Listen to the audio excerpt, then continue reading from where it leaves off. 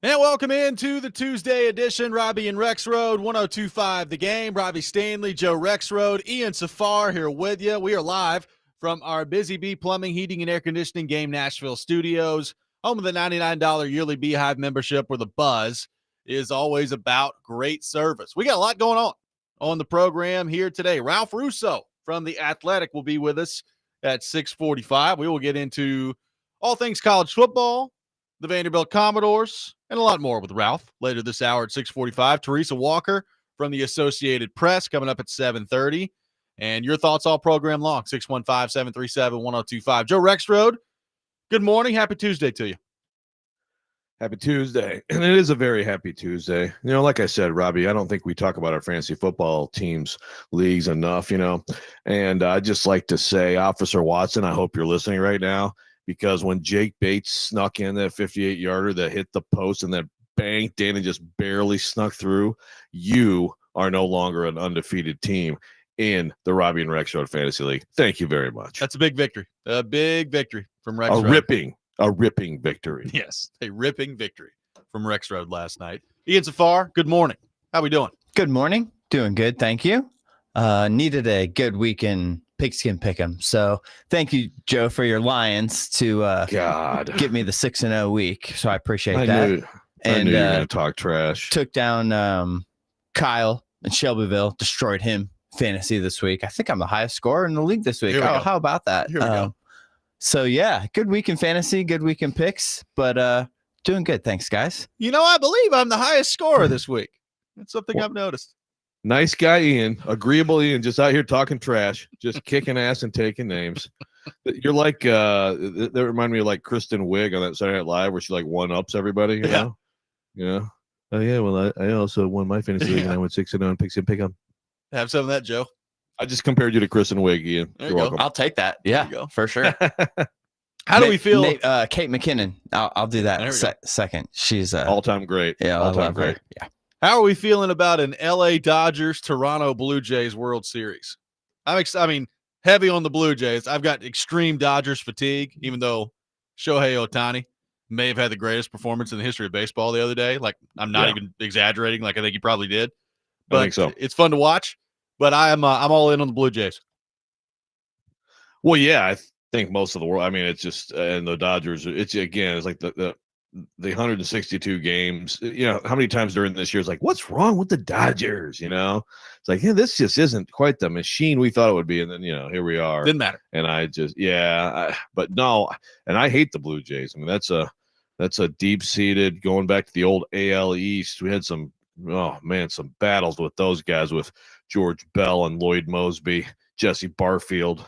But yeah, I'm all in. I really wish the Mariners won. That's a killer for the Mariners last night. They were right in position, 3-run homer in the bottom of the 8th. My goodness. Pretty magical season for the Jays. We'll see how it goes. But the World Series begins, I believe, on Friday is game number 1. So Friday coming up, game 1 between the Dodgers and the Blue Jays.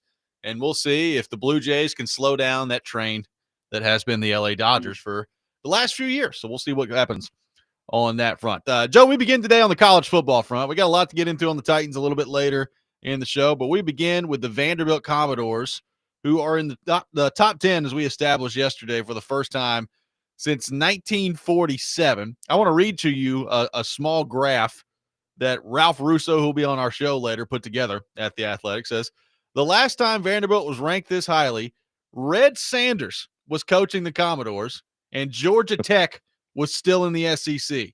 That 1947 Vandy team started 3-0, jumped in the rankings to number 10, but didn't stay there for long, losing its next 2 to Kentucky and LSU to fall out of the poll before finishing the season 6-4.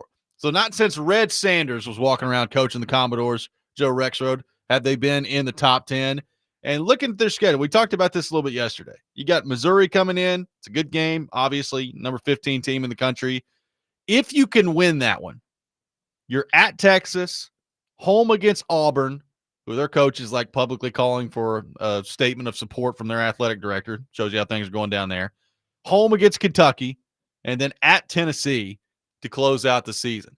Joe, I'm convinced if they can win this one against Missouri, they should be 9-2 at worst heading into the Tennessee game.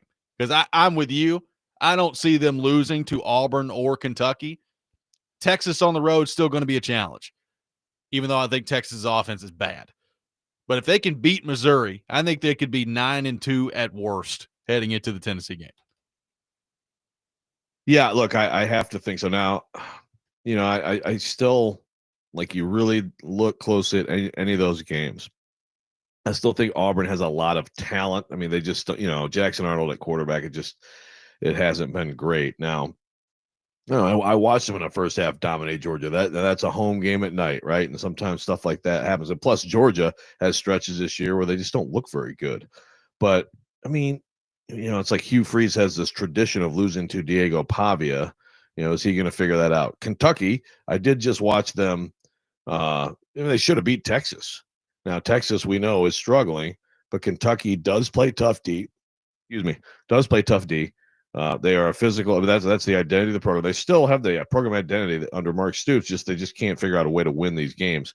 So, yeah, I think Vanderbilt would win both. I still also think both of those games, if they could be tricky. Do we ever get to the point where Vanderbilt football actually overlooks someone in the SEC? I mean, like, when you're ranked in the top 10 and you're on game day twice and all these things happen, these are human beings, right? Like, is it possible that at some point along the way, it's like, this is actually a trap game for Vanderbilt in the SEC because, Texas is next or whatever, Tennessee's next. I mean, that's the only thing I would caution, right? Is like, there's still human nature that plays into this. But yeah, I fully, at this point, I would expect them to win those two games. I think this week, I like them in this game.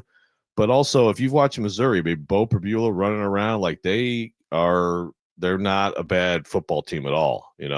They've got some talent, and you may pair Eli Drinkwitz with Shane Beamer, but I think the difference is that one of them's a good coach, like a really good coach, and one of them is not great.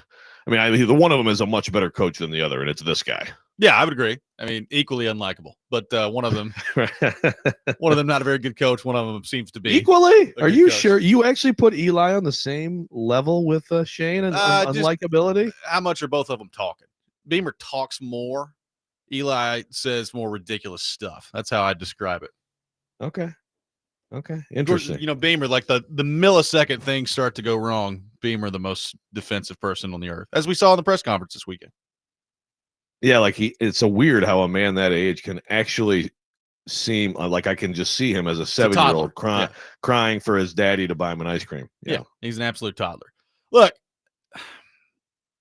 here we are. The college football playoff stuff with Vanderbilt when they took down, South Carolina. It was like, all right, well, they're probably going to be 5-0. But there's still a lot of room left here, right? Like, you still got Alabama, LSU, Texas, Tennessee. Like, there's a lot left to be done. Well, now, like, there's still a lot left to be done, but there's nothing left that they've got on their schedule that's just absolutely daunting, right? Nothing. Like, I mean, they can win all of these games. I don't think they will win all of them, but they can win all of them. And it's amazing to think about it right now because they have to be included in the college football playoff conversation. And the thing about it is, Joe, and unless they stumble here to like Auburn or Kentucky, they're going to get to the end of it and they're not going to have a bad loss, right? Like, their loss right now is Alabama. And we've talked about this when it comes to the college football playoff. Sometimes bad losses can help, right? Like right now, when you're comparing teams against other teams, sometimes it's who did you lose to? And right now, Vandy's got a pretty darn good loss in Alabama. And like I said, unless they drop one to Auburn or more specifically Kentucky, there's not going to be a bad loss that you're talking about with Vanderbilt when you start comparing resumes at the end of the year. Well, and that's true. And then so you get into, and Ralph wrote this, and we can ask him when we have Ralph on later in the hour. The 3-loss team in the playoff this year is really starting to become a real possibility if you look at the whole situation. Remember, had all this stuff not happened in the ACC, Bama was going to be in with 3 losses last year, and what that would have been fine. Like, you look at who they played. The schedules. The thing we don't know about the committee is, obviously they have emphasize schedule strength. And we know, of course, in the SEC, it's just the reality is there's just so many good teams. They all have good schedules. But also Vanderbilt, although this team is not good, Vanderbilt did go play a Power 4 team on the road. And scheduling intent is another thing that does at least get discussed, Yeah. I mean, it doesn't mean that much if the team's bad, because it's still, and that's why, like, the South Carolina falling apart is not good for Vanderbilt. Like, they needed them to, I mean, South Carolina had every opportunity to win at Missouri a couple weeks ago, and they didn't win. But, meanwhile, moving forward, if you're Vanderbilt, LSU win, beat Texas A&M or Bama, like, so those wins, because all of which I'm getting to the point of, it's not totally impossible that even at 9-3, Vanderbilt could be considered. There'd have to be a lot of chaos, I think.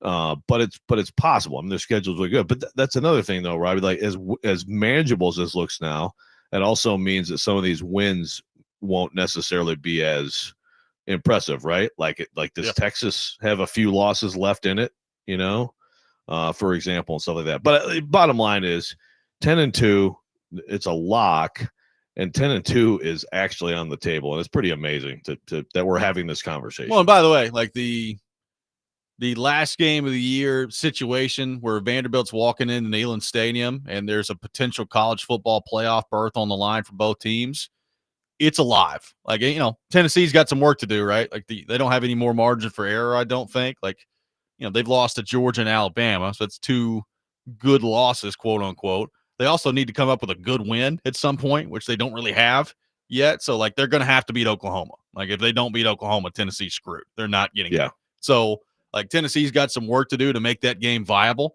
at the end of the year. But Vanderbilt, Tennessee for a college football playoff spot on the line is actually pretty seriously on the table here. We need to root for a Vandy. Wild times. We need to be rooting for a Vandy win in this show. We need to see some crazy Vol meltdowns. I learned pre-show meeting. Yeah, Ian's really, really wanting to see me just jump off the edge, I think. Vandy win at Knoxville, you're saying? Yeah, to knock Tennessee out of the playoff and for Vanderbilt to get in. Yeah, Robby is generally, like, he's not a Vanderbilt hater, even though he's a Vols fan. Ian's loving himself. I think there's a fair amount of that. Like, I heard Chase yesterday talking about, I mean, I'm a Vols fan, but I actually want him to do well. But, man, this could be the year where, like, you really start to, you know what? I don't like those guys anymore. Screw those guys, if we get to something like that. Could happen.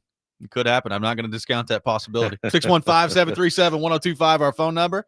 615-737-1025. Speaking of the Vols, they lose at Alabama. Is the college football playoff still on the table for them? Is this team too flawed to get there? We'll get Rexrode's thoughts on that coming up next as well. Robby and Rexrode, 1025 The Game.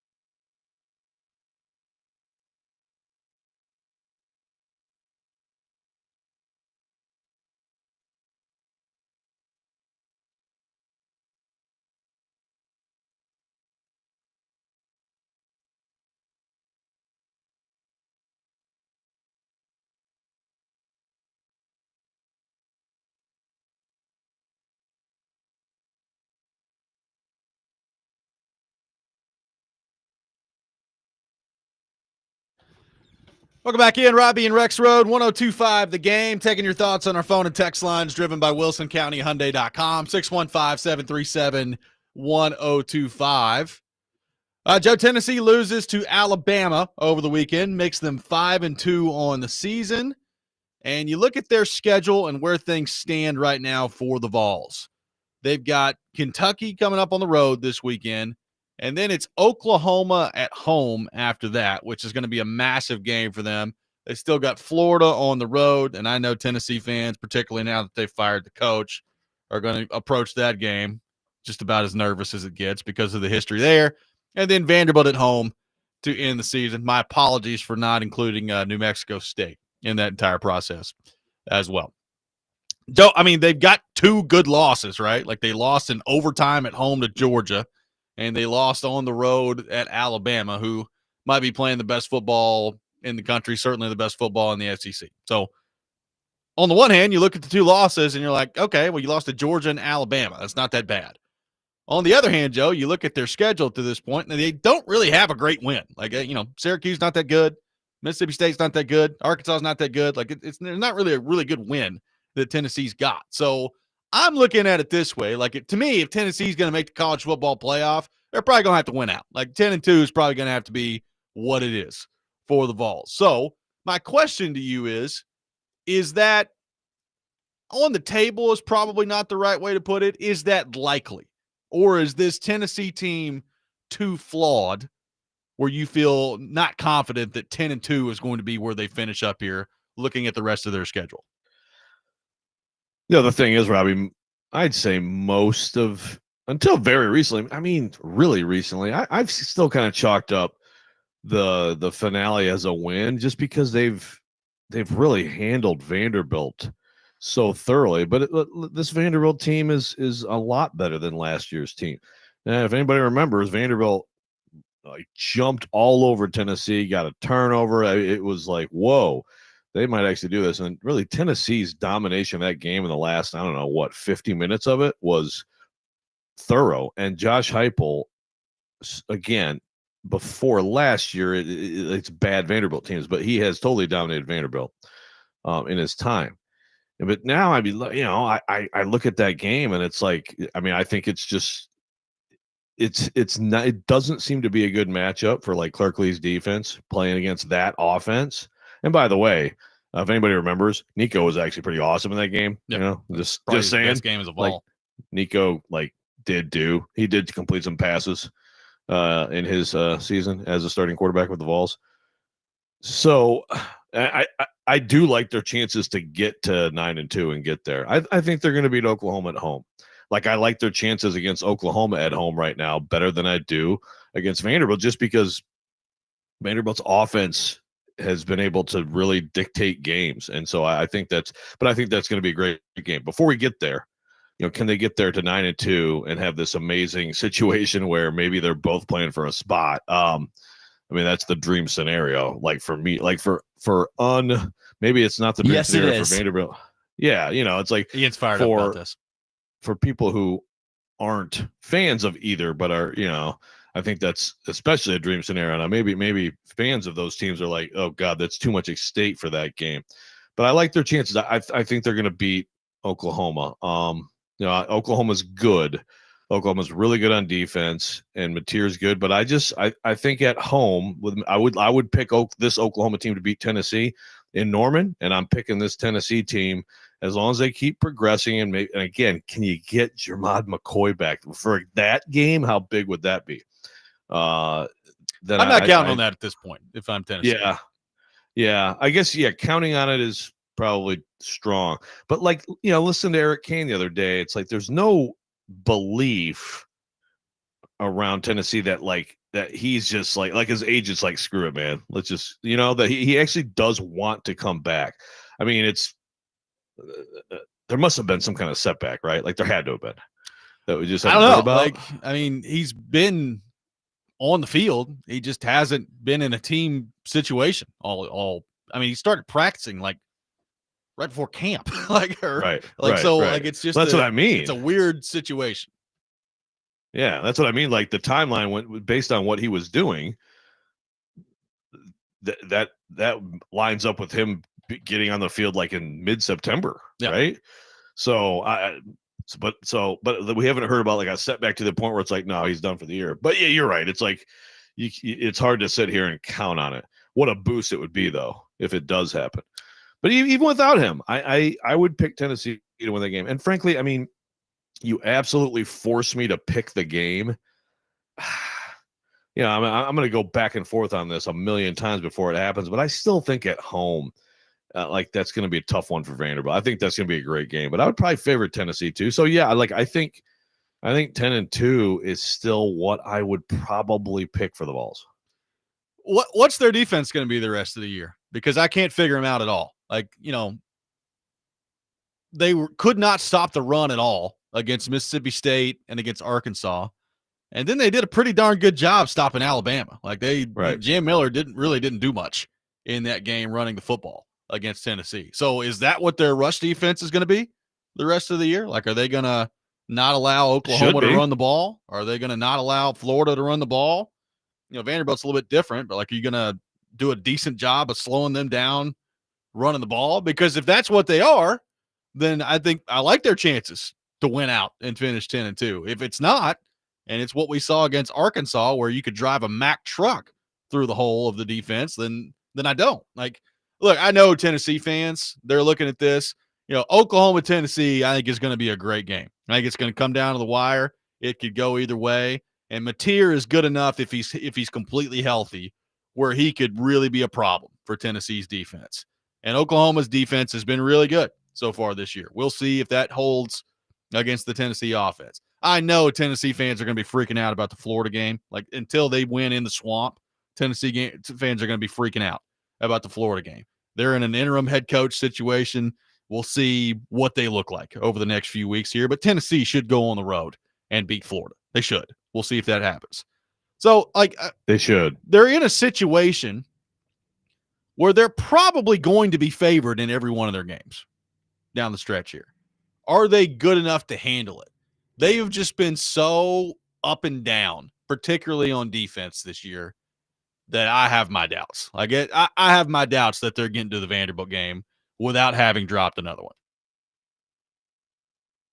Yeah, and that's the thing. I really, like, as I'm sitting there talking about it, I'm just assuming win in Gainesville and probably shouldn't, right? I mean, it's what is it? 03? Yeah, been a long time. Yeah, but also it's like, can you beat the team that, like, they fired their coach midseason? Can you beat that Florida team that fired their coach midseason? And you know, I mean, the one thing that's different about it is it's usually like, you know, week 4 or 5, so you're not really like, there's not enough time for this. Like, being the second to last game of the year is kind of an interesting wrinkle to it. It is. If I remember correctly, one of the best Tennessee teams that because of 9/11, that game got moved to the end of 01, right? Yes, and it was Tennessee won that game. And coincidentally, it was like the second to last time they won in Gainesville, a long time ago. Yeah. So shouldn't assume that, but I still expect it. I mean, I do. I expect them to win that game. But I'm with you on Mateer. Like, if Mateer is fully, because he can run around, man, and really cause a problem for defenses. I think that could be a great game. Question on the text line is Ryan in Florida. What about both of them? Yeah. Well, look. I mean, if Vanderbilt wins out till here, then they've got a mulligan.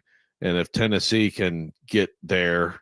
Well, basically, if they both win out from here and then Tennessee wins that game, then I think they're both in. Yeah, like that's the scenario. If Vanderbilt is 10-1 heading into that game, they're in.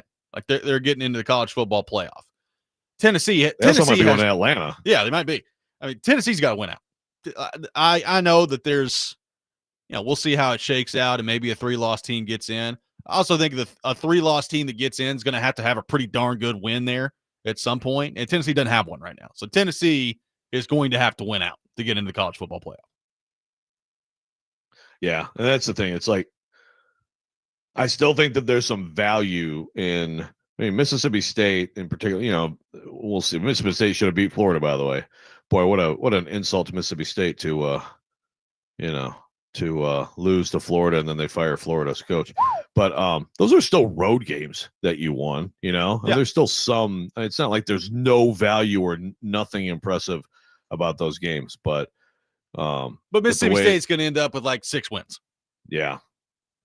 Like that, I mean, look, if Tennessee wins out, it's going to include 2 pretty good wins against Oklahoma and Vandy, right, at this point. So, like that part of the resume that's missing right now will be rectified at that point, and they'll probably be in. But I think you got to get both of them.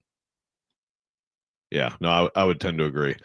Matthew Majolden thinks that Tennessee is going to lose to Oklahoma and Vandy, and I guess and Florida too. That's possible.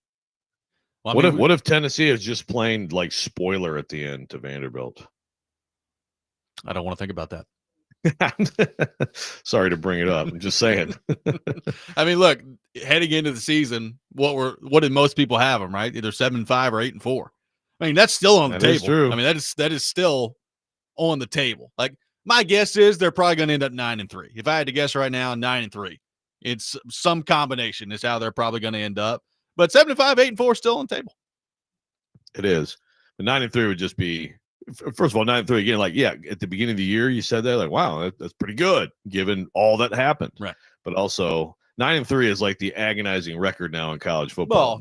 And it's also like from a Tennessee perspective, like, I'm really not trying to put it all on one play and one kid. But man, you just make a field goal in the Georgia game, and you are sitting pretty right now. I mean, you are in great shape right now if you're Tennessee. If you just make a field goal at the end of the Georgia game, yes, you are. I guess you put it on Heupel though. There's some Vols fans who want to fire Heupel. So yeah, I've seen that. That's really bold smart strategy. Bold strategy. 615-737-1025 is our phone number. We'll have Ralph Russo from The Athletic coming up at 6:45. The coaching carousel in college football is heating up and could get even wilder over the next couple of weeks. We'll discuss that coming up next. Robby and Rexrode, 1025 The Game.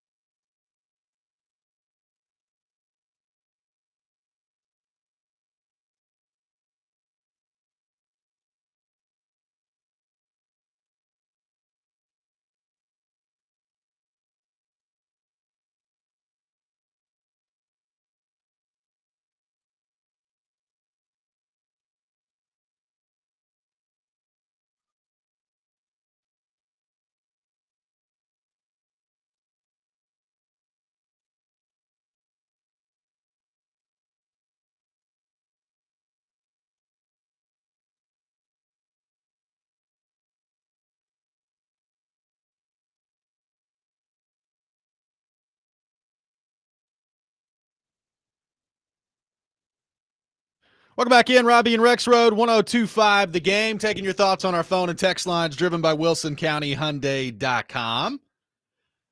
Joe, the college football coaching carousel already off to a busy start. Could get even wilder as we head down the stretch here with more openings expected as the season goes on. So James Franklin has been canned from Penn State, so obviously that's a pretty big opening.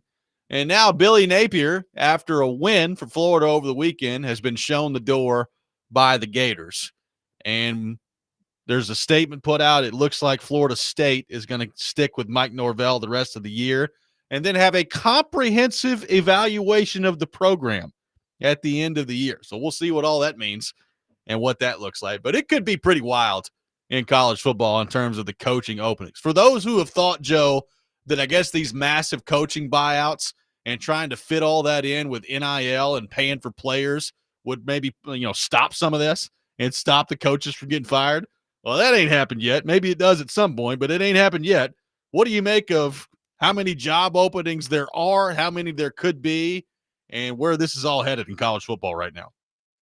Well, it kind of happened last year, right? That's the thing. It's like last year there were Napier, although he kind of saved himself. It was kind of like there were a bunch of, well, Norvell's another guy last year, right? And it was kind of like, wow, our school's going to be like, well, we can't do it because of the money. Yeah, but at least Norvell, like the year before, was undefeated. So yes. It was just, you could chalk it up if you wanted to like just some freaky year. This year, ooh. Yeah, right. I mean, and there were some others last year, but I mean, basically it was like, like there's less firings than you would have thought. I mean, did the SEC even have one last year? Like the SEC is usually, so it's like, so it was sort of like, okay, so maybe that sort of goes with the money, but really it just means, okay, everybody's waiting one more year, and then here we go. So yeah, it's wild, and you've got, of course. I mean, look, I know Florida State just put out we support Mike Norvell. We're fully committed, and we're going to evaluate Coach Norvell. Yeah. So usually when you get that sort of statement, that just means like, yeah, be ready for the end of the year when he gets fired. Yeah. Which I think is very much on the table. The Wisconsin AD has thrown his support to Luke Fickell. Yeah, that's good. And so again, I mean, I don't know. I do think some of these schools will probably say, okay, I'm not paying 20 million, 25 million, 30 million in buyout. And some of it is like, if you're an AD and you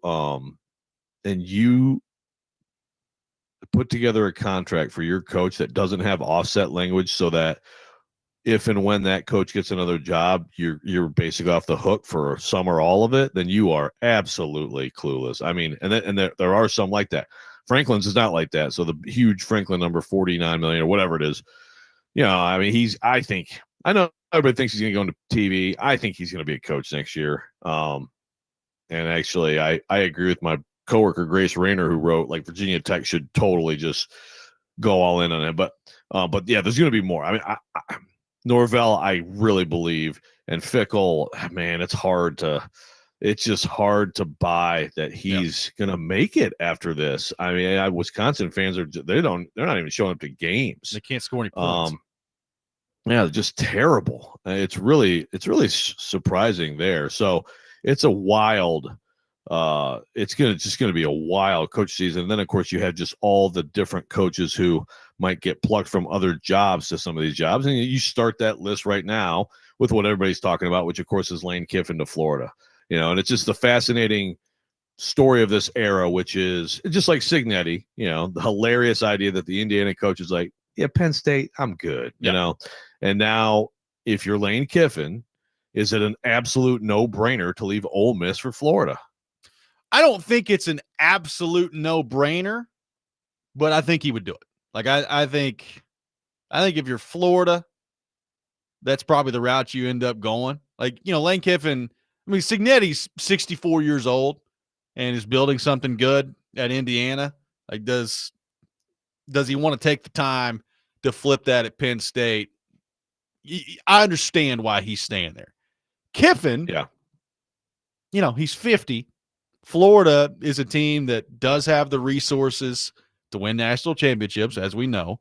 I'm not convinced that Ole Miss does, and I think, I don't think he's convinced that Ole Miss does. It's amazing too, though, Joe. Like, they had that game won the other day at Georgia. Like, they were up double digits in the second half. And then Georgia comes storming back, and they just couldn't get anything done at all offensively in the fourth quarter, and they get the win. I mean, it was very similar to how a lot of games have played out for Ole Miss against better competition under Lane Kiffin's tenure. And look, he's done a great job at Ole Miss, but I do wonder, like, if they fizzle out here and they end up missing out on the playoff, does he look at it and say, you know what? I think I've just hit my ceiling here, and the ceiling's just flat out higher at Florida. Yeah, like there's still all the traditional stuff. I got asked to rank the SEC jobs the other day, so I did. So I mean, I can't even go in the comments. I mean, I went and saw the comments, and someone was like, "Based on your picture, it looks like you've been eating a lot of Nashville restaurants." I'm like, "Okay, I'm not even gonna go." Oh yeah, people are pissed. Yeah, how it is. But, imagine if they found out you had gout. But commenters be going nuts at the Athletic. I'm sure there's someone in there listens and is making gout jokes, but I mean, look, well, the controversy, the whole thing is, the point is, I wrote, like, look, here's all the things that used to matter, the facilities, the alumni fan base, the tradition, all the resources stuff. I mean, it still matters. Like, it's not like it's completely obsolete. It's just that now, there are other things, and there's ways that you can make up the ground. So I think the thing that people were most pissed about is that I ranked Vanderbilt the 10th best job in the SEC. And again, people are like, Vanderbilt sucks. They're the worst. I mean, I understand that. Indiana's the worst team ever. Indiana's the worst program ever in college football. Is that the worst job in the Big Ten?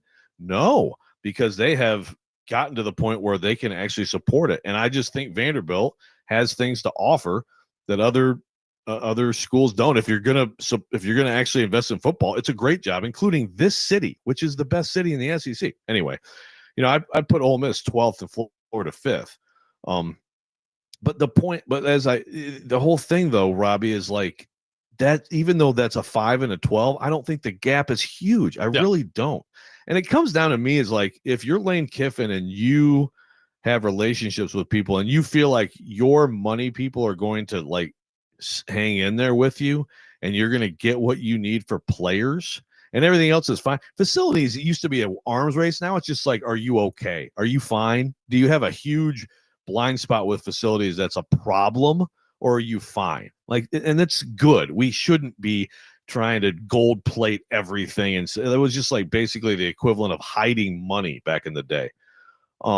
So like if he thinks the money people at Ole Miss are all in, yeah, like Florida is a bigger stadium and all the more tradition and all that stuff, but does he for sure have a better chance? And also, when you're at Florida, the fan base expects titles. At Ole Miss, you're celebrated for doing what he's doing. I mean, those are things to consider at least. 615-737-1025 is our phone number. Ralph Russo from The Athletic will join us coming up next. We'll get his thoughts on the wild coaching carousel in college football and Vanderbilt in the top 10 for the first time since 1947. That's coming up next. Robby and Rexrode, 1025 The Game.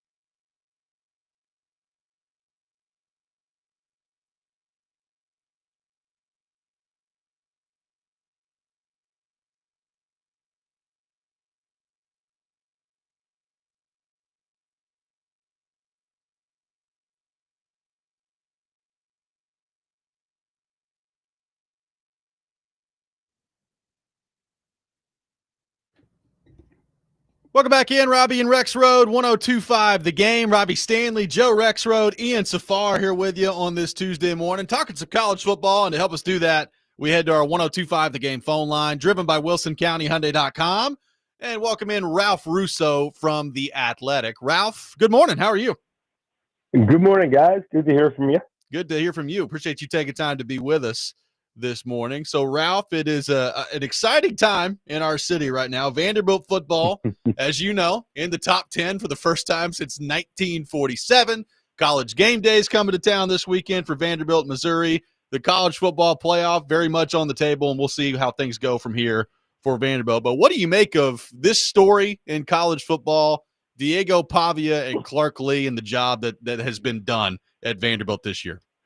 Yeah, I think the best way for me to personally sort of like try to wrap my head around what has become of Vanderbilt football is on Sunday, my editor reaches out to me and says, "Hey, I know you're supposed to go to Ole Miss, Oklahoma, but I think I'd rather send you to Missouri Vandy.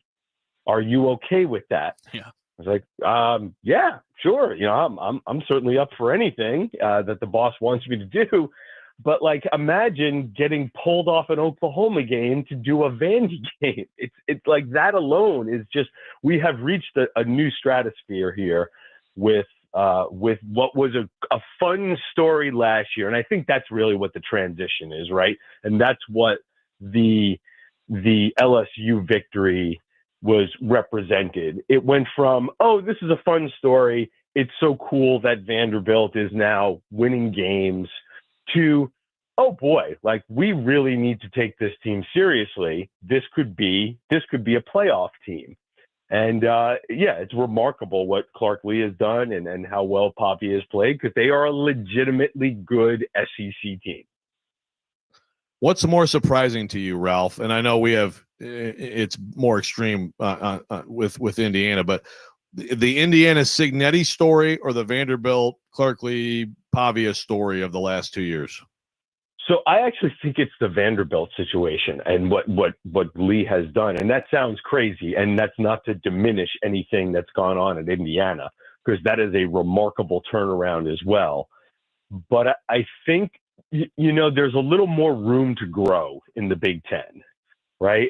Like if you're going to, you know, hit on the quarterback and hit on the coach, there's a path there for you to become, to get in the mix, right? I'm still not sure Indiana is as good as Ohio State, but hell, they just beat Oregon. So like they've also moved to a bit of a new level this year. Vanderbilt just always seemed to be stuck, right? Not just, you know, you're talking about a private school with a bunch of these, you know, monster state institutions. Let's just start with that. Indiana profiles as a school, not just as an athletic department, but as a school that is similar to the other schools in the Big Ten, a big state institution. Just the fact that Vanderbilt is a private university with really high academic standards was a stumbling block for Vanderbilt to get to where it is now. And there's just a lot more, you know, there's a lot more sort of superpowers to climb over to stay in the mix. You know, so I think in many ways what Clark Lee has done is even more impressive, because even if this turns out to be, hey, they end up 9-3, like as if that would be a disappointment. But I think as we're talking about them now as a possible SEC champion, I don't want to diminish anything that is possible. I think almost anything is on the table for Vanderbilt. But even if it were to level off at 9-3, 8-4, you know, you ask people in the SEC, you know, the folks at LSU are still livid right now about losing to Vanderbilt, because there's just a standard in the SEC that's been established from these other schools that you don't lose to this team, and they can't get over the fact that, no, this team is actually better than your team. This is not an upset. This team is better than what you're putting on the field. And that just didn't seem possible throughout our lifetime, because it was never possible. It never happened.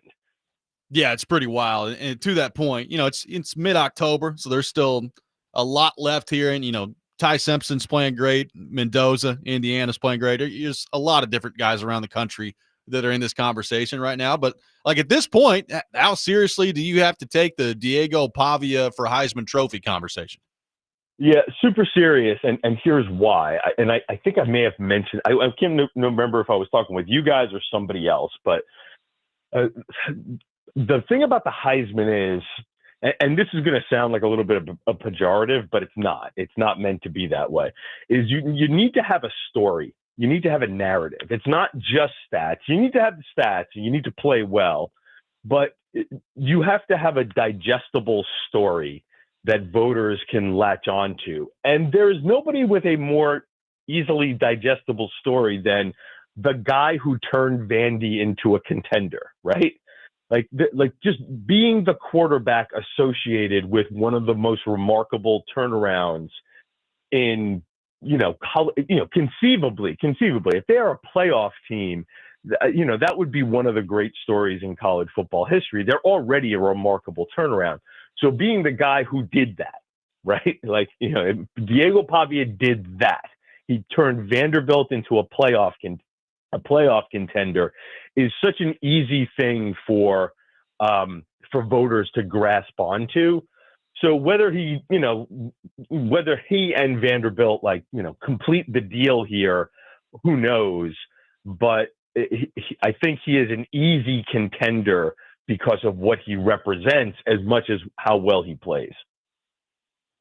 Agreed. And by the way, he is third in the athletic straw poll as of this week, even with the late mistake at Alabama. So I think that's a great point on the accompanying story. So Ralph, we've been talking about the coaching carousel, of course, which after I guess a relatively quiet year last year, it is this year is making up for it and then some. But we know there's more to come, and there's already a lot of interesting scenarios. We specifically Lane Kiffin. Do you think that Lane Kiffin will be Florida's next coach? And do you think that, again, we just saw Curt Cignetti basically, it's like the idea like Penn State, I'm good in Bloomington. Is it possible that Lane Kiffin could make a similar decision because he's got a good situation at Ole Miss and he can win there? Yeah, and so whether he will, I think we sometimes underrate the fact that these are human beings who actually have, ideas of like, hey, I'd like to live here and my family's right here, and I have there are things along those lines that also factor in, right? That factor into why they make these decisions. But it goes sort of back to, the whole flattening of the earth that's going on in college football. You're right. Like, I don't necessarily, if you're Lane Kiffin, do you need to go to Florida, right? Just like, did Curt Cignetti need to go anywhere else to be successful? Well, first of all, he didn't need to go anywhere else to get paid, right? Just right off the bat, everybody, well, it's so funny. Everybody seems to be crying poor, but everybody seems to have money to pay their coach, to pay their college football coach if they're doing well, right? So you can get paid just about anywhere. I don't know if Florida necessarily can give him more. I mean, maybe they can offer him more, but I don't know if that's so much that like Ole Miss can't come back and match it. So that's an important fact. And listen, I mean, the fact of the matter is Ole Miss has been better than Florida for the last few years. The job profiles in terms of, the results on the field haven't been that much different. Your proximity to talent. Like, I do think some of those things still matter. The fact that you're, the bigger stadium, the bigger state, the proximity to the talent, like that stuff still does matter in college football. But Ole Miss can be in the game, just like Vandy can be in the game, just like Indiana can be in the game if they make a certain amount of investments and are smart with it. So whether he will, like, he is the fulcrum, I think, of this whole thing, right? I think that, what Lane Kiffin wants to do and whether he can do it or not, that's the other interesting thing about this. So I avoided answering will he, because honestly, I don't know. God knows I couldn't crawl into the mind of Lane Kiffin. But I would always also say, like, he does seem to be the pivot point here for how most of this thing will work out. And the other interesting part of it, before it falls out of my head here, is the timing of all this. Like, the transfer portal has moved into January. Does that mean, because we haven't seen this, right? Like the last few years, in fact, never over what the coaching carousel has become is a sprint, an unhealthy sprint, by the way, I would say. Like, you're making these massive decisions and essentially trying to do them in about a week, where everybody needs to get hired before December 7th or 8th, right? It's just this massive sprint between Thanksgiving and, about December 7th, where everybody gets hired and fired. And with the college football playoff, that sort of eliminates, if you're on a playoff team, we kind of thought, well, that eliminates you from taking another job, because you got to coach a playoff game. And I'm wondering if, with the portal now in January, the transfer portal period now in January, if that allows schools to say, yeah, we can wait until December 21st and see how your playoff is going. I don't think you can wait until January 1st. Like, that's when the quarters are. But can you wait another week? And does that put some different coaches in play? Well, Ralph, really good stuff, man. Appreciate you taking time to be with us today. Looking forward to seeing you later this week, and we will talk to you soon. Thanks, guys. Anytime. Another Ralph Russo, our guest here on Robby and Rexrode, does an outstanding job covering college football for The Athletic. We will come back. We will get into the Tennessee Titans, including something in the aftermath of the game that I looked at and said, why does this keep happening? We'll get into that. Robby and Rexrode, 102.5 The Game.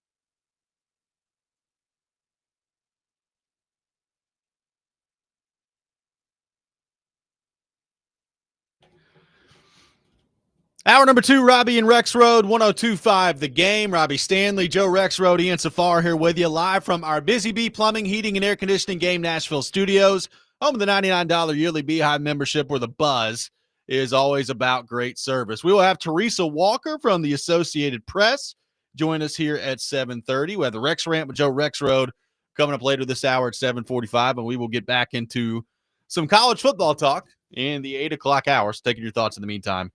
615-737-1025.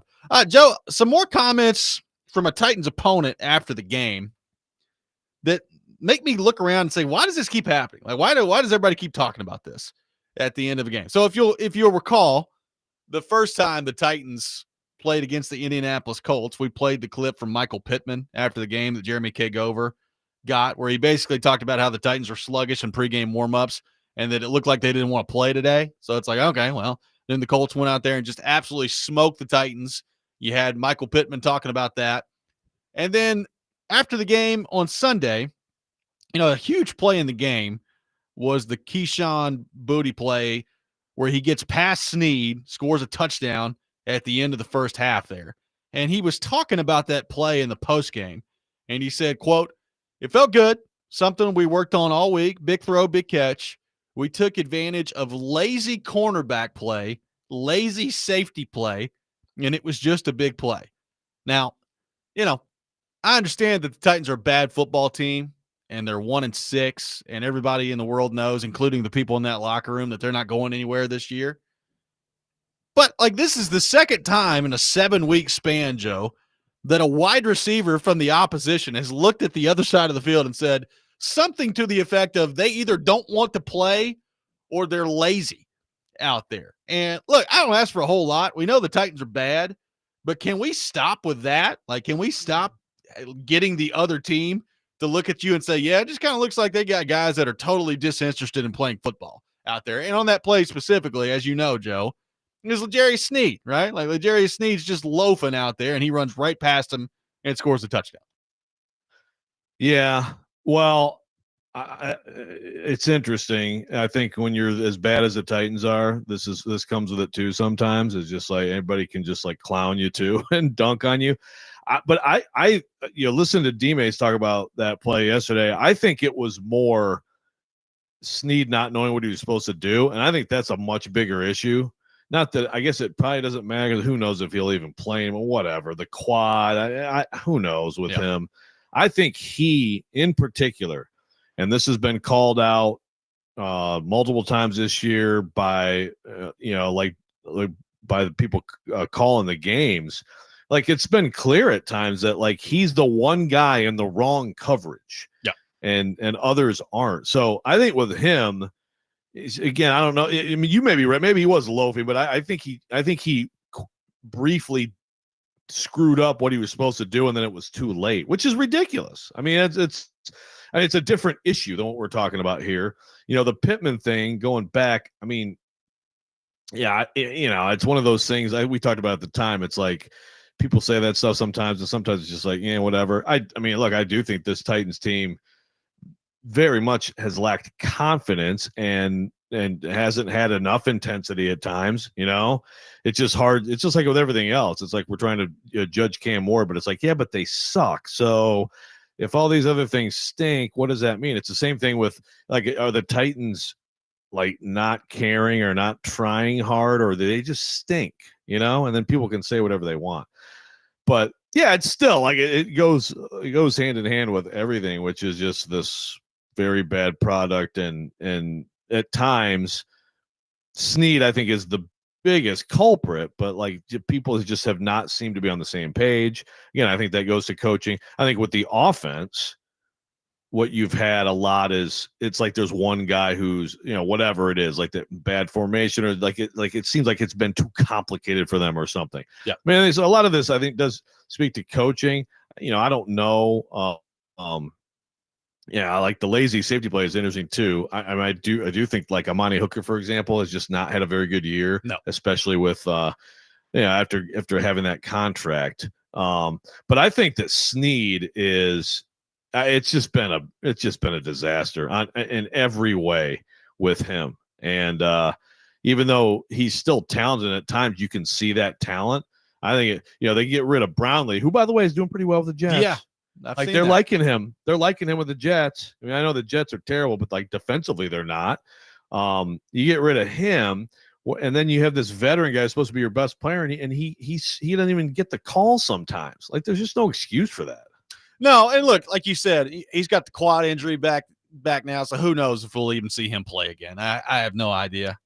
Hopefully it's not anything that's that severe. I mean, because honestly, like, if he's not out there, then you look at the Titans corner group and you're like, well, they're just toasted. They have no chance with the corner group that they're tossing out there, which again just goes back to the Brownlee trade and how stupid it is when you look ahead here. But yeah, I don't ask for a whole lot. We all know the Titans are bad.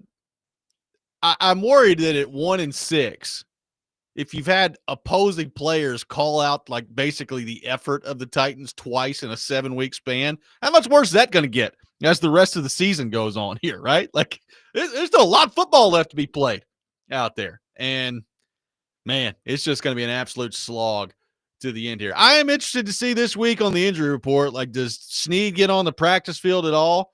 Or will that quad coming back up as he just is the tent getting folded for the rest of the year? Yeah, it's it's he's still good enough that, like, and you look at the rest of the group, it's like, man, like in some of these games, like, how do you even have a chance if you don't have him out there?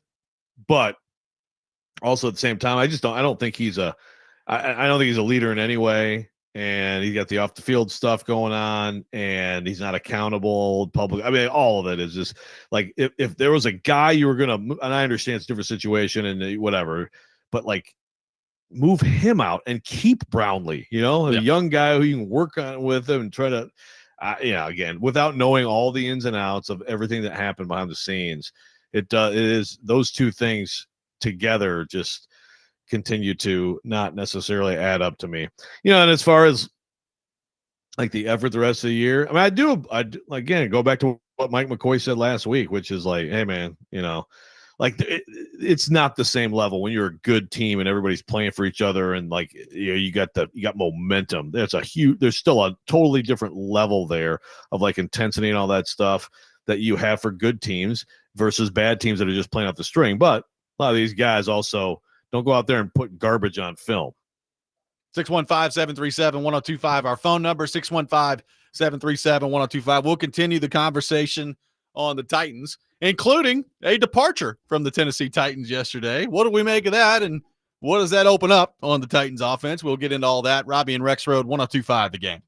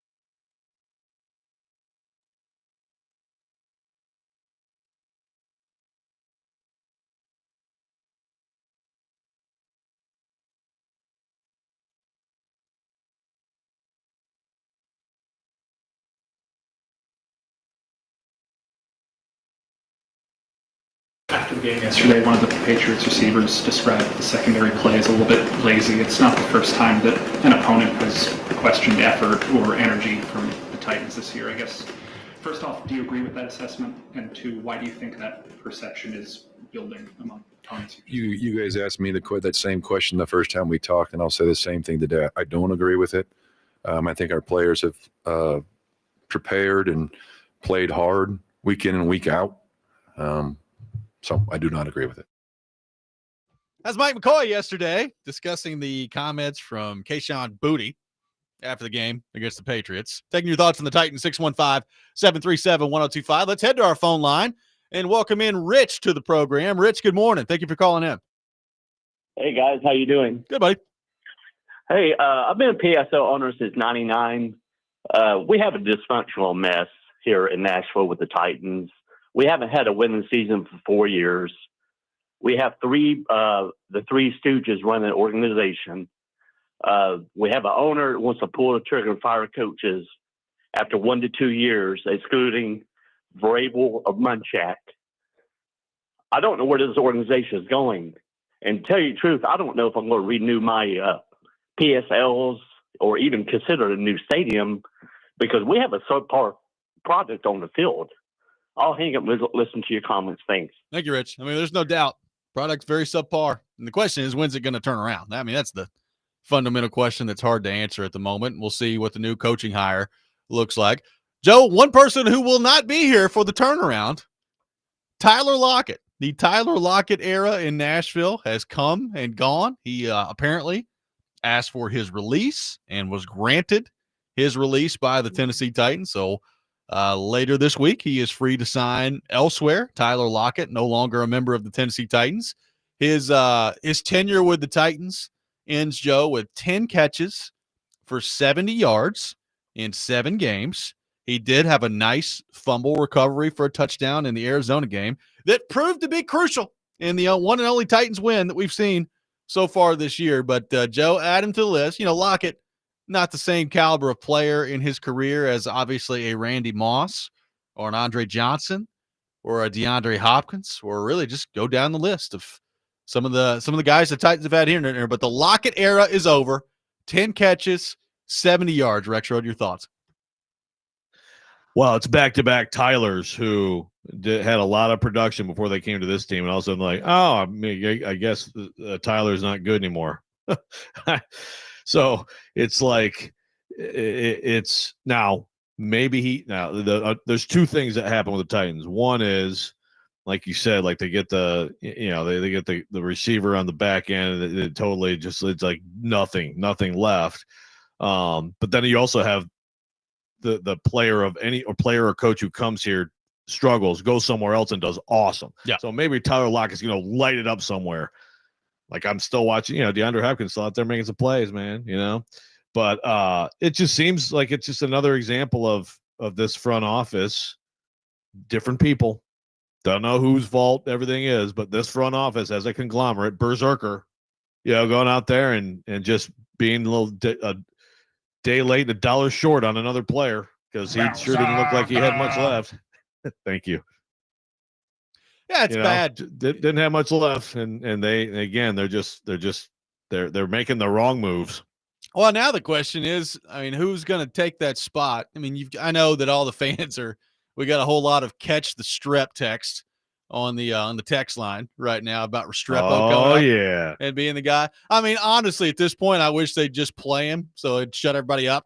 We could just see if he's any good or not. Me too. I don't expect that to happen. There's Prochet that's on the practice squad. Mason Kinsey could get elevated again. We'll see what happens on that front. What's the status of Ridley going to look like this week? Is he going to be available? All those things will factor into it. But you've got basically at this point, Calvin Ridley, Van Jefferson, who got banged up the other day, and then a bunch of young guys, right? It's just a bunch of rookies out there, and then practice squad players. So it's not a very good spot that the receiving core is in right now. Look, it wasn't a good spot with Tyler Lockett either. I'm not going to sit here and act like it was. So I don't think this is a huge deal in the grand scheme of things, but I am interested to see who now elevates and plays significant snaps for the Titans moving forward at wide receiver, particularly if Ridley can't go.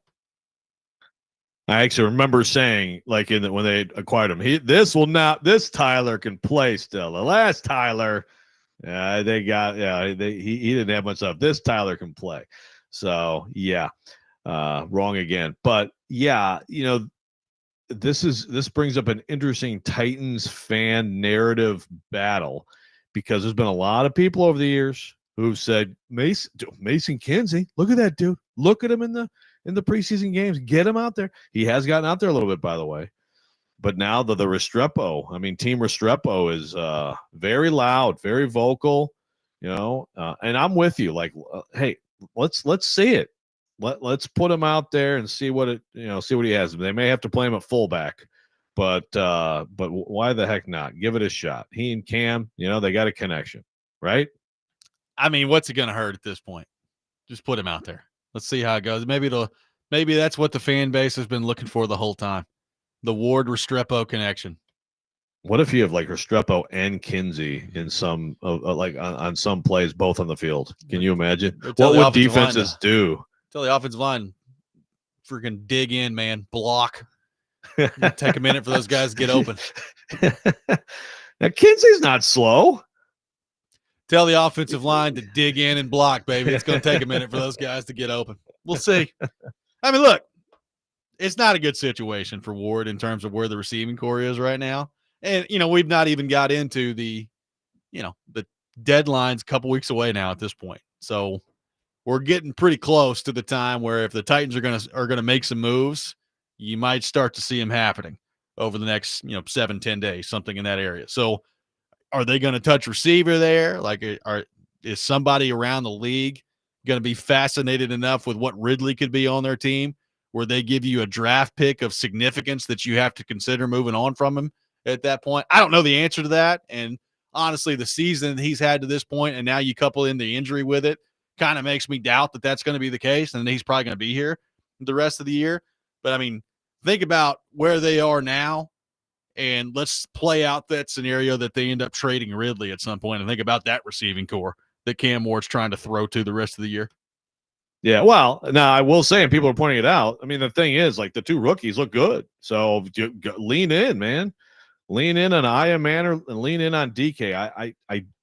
I guess my question is that Io Manor the last 3 weeks has had 2 catches for 29 yards against New England, 3 catches for 27 yards against the Raiders, 2 catches for 18 yards against Arizona, and 2 catches for 44 yards against Houston. There ain't a whole lot getting done with Io Manor out there right now.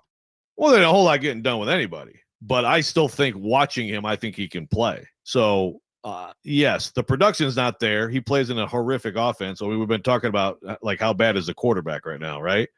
But I think he can play. I like at least it's there. You go, give him the reps, see how much better he can be, see how much better the chemistry can be with Ward and Io Manor. And again with DK, he kind of disappeared the other day, but you can see it. He actually can, like, he is a fast dude. And so again, like there's so few areas in this team where there's like you can point to a position group and say, "Oh, I'm interested in watching this guy play." Cedric Gray. There's a few. I guess Winston's out there at safety now, but at least at receiver, there are a couple of guys who are worth watching and might be okay. Yeah, like people have gone crazy with the Io Manor stuff. Like he's going to end up he's not like a Jerry Rice. Well, he's like maybe a wide receiver 2 in this league one day, maybe. And I'm not even willing to go there yet. Like, I think we got to really dial it back in a little bit with the Io Manor part of this. But to your point, like at this point, have him and DK out there all the time, throwing the ball. Throw the ball to Gunnar Helm. Let's see what you got with these kids out there. Yeah, exactly. It's an unquestionably great draft class, right? Yeah, unquestionably great. Teresa Walker from the Associated Press will join us coming up next. Get her thoughts on the Titans. We got the Rex Rant with Joe Rexrode coming up later this hour as well. All that ahead. Robby and Rexrode, 102.5 The Game.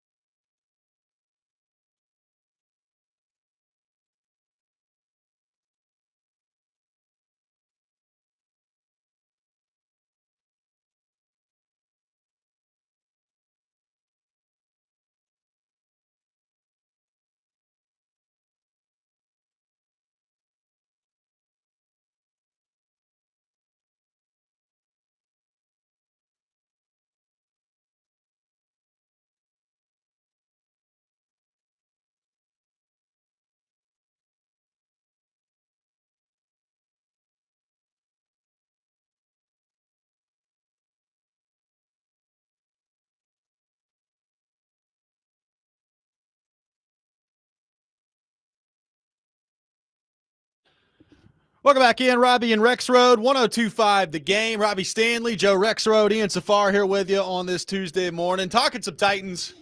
And to help us do that, we head to our 102.5 The Game phone line, driven by WilsonCountyHyundai.com. And welcome in our friend Teresa Walker from the Associated Press. Teresa, good morning. How are you? I'm good. How are you guys doing?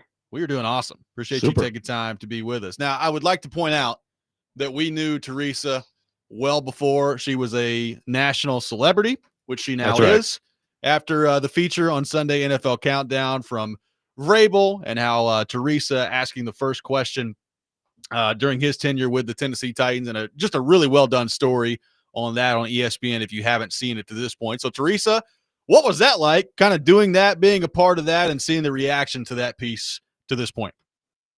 Well, Robby and Joe, you guys have written. It's a lot different when you're telling the story and when you don't have control over the final edit, the final product. There's apprehension, and so it's like it reminds me to always be thankful and cautious when somebody gives me their trust to tell their story. But it turned out quite nicely. Mike Reese is the one who had the idea. He covers the Pats.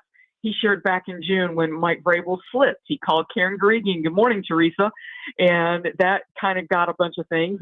And Mike had been down here for a few Titan things over the years, and he came up with the idea and he approached. And I asked my editors, "Is it okay?" Because usually, again, we're not the story, but I agreed with Mike that I thought it was a nice humanizing effect. That let's face it. We could use this from more of the people we cover.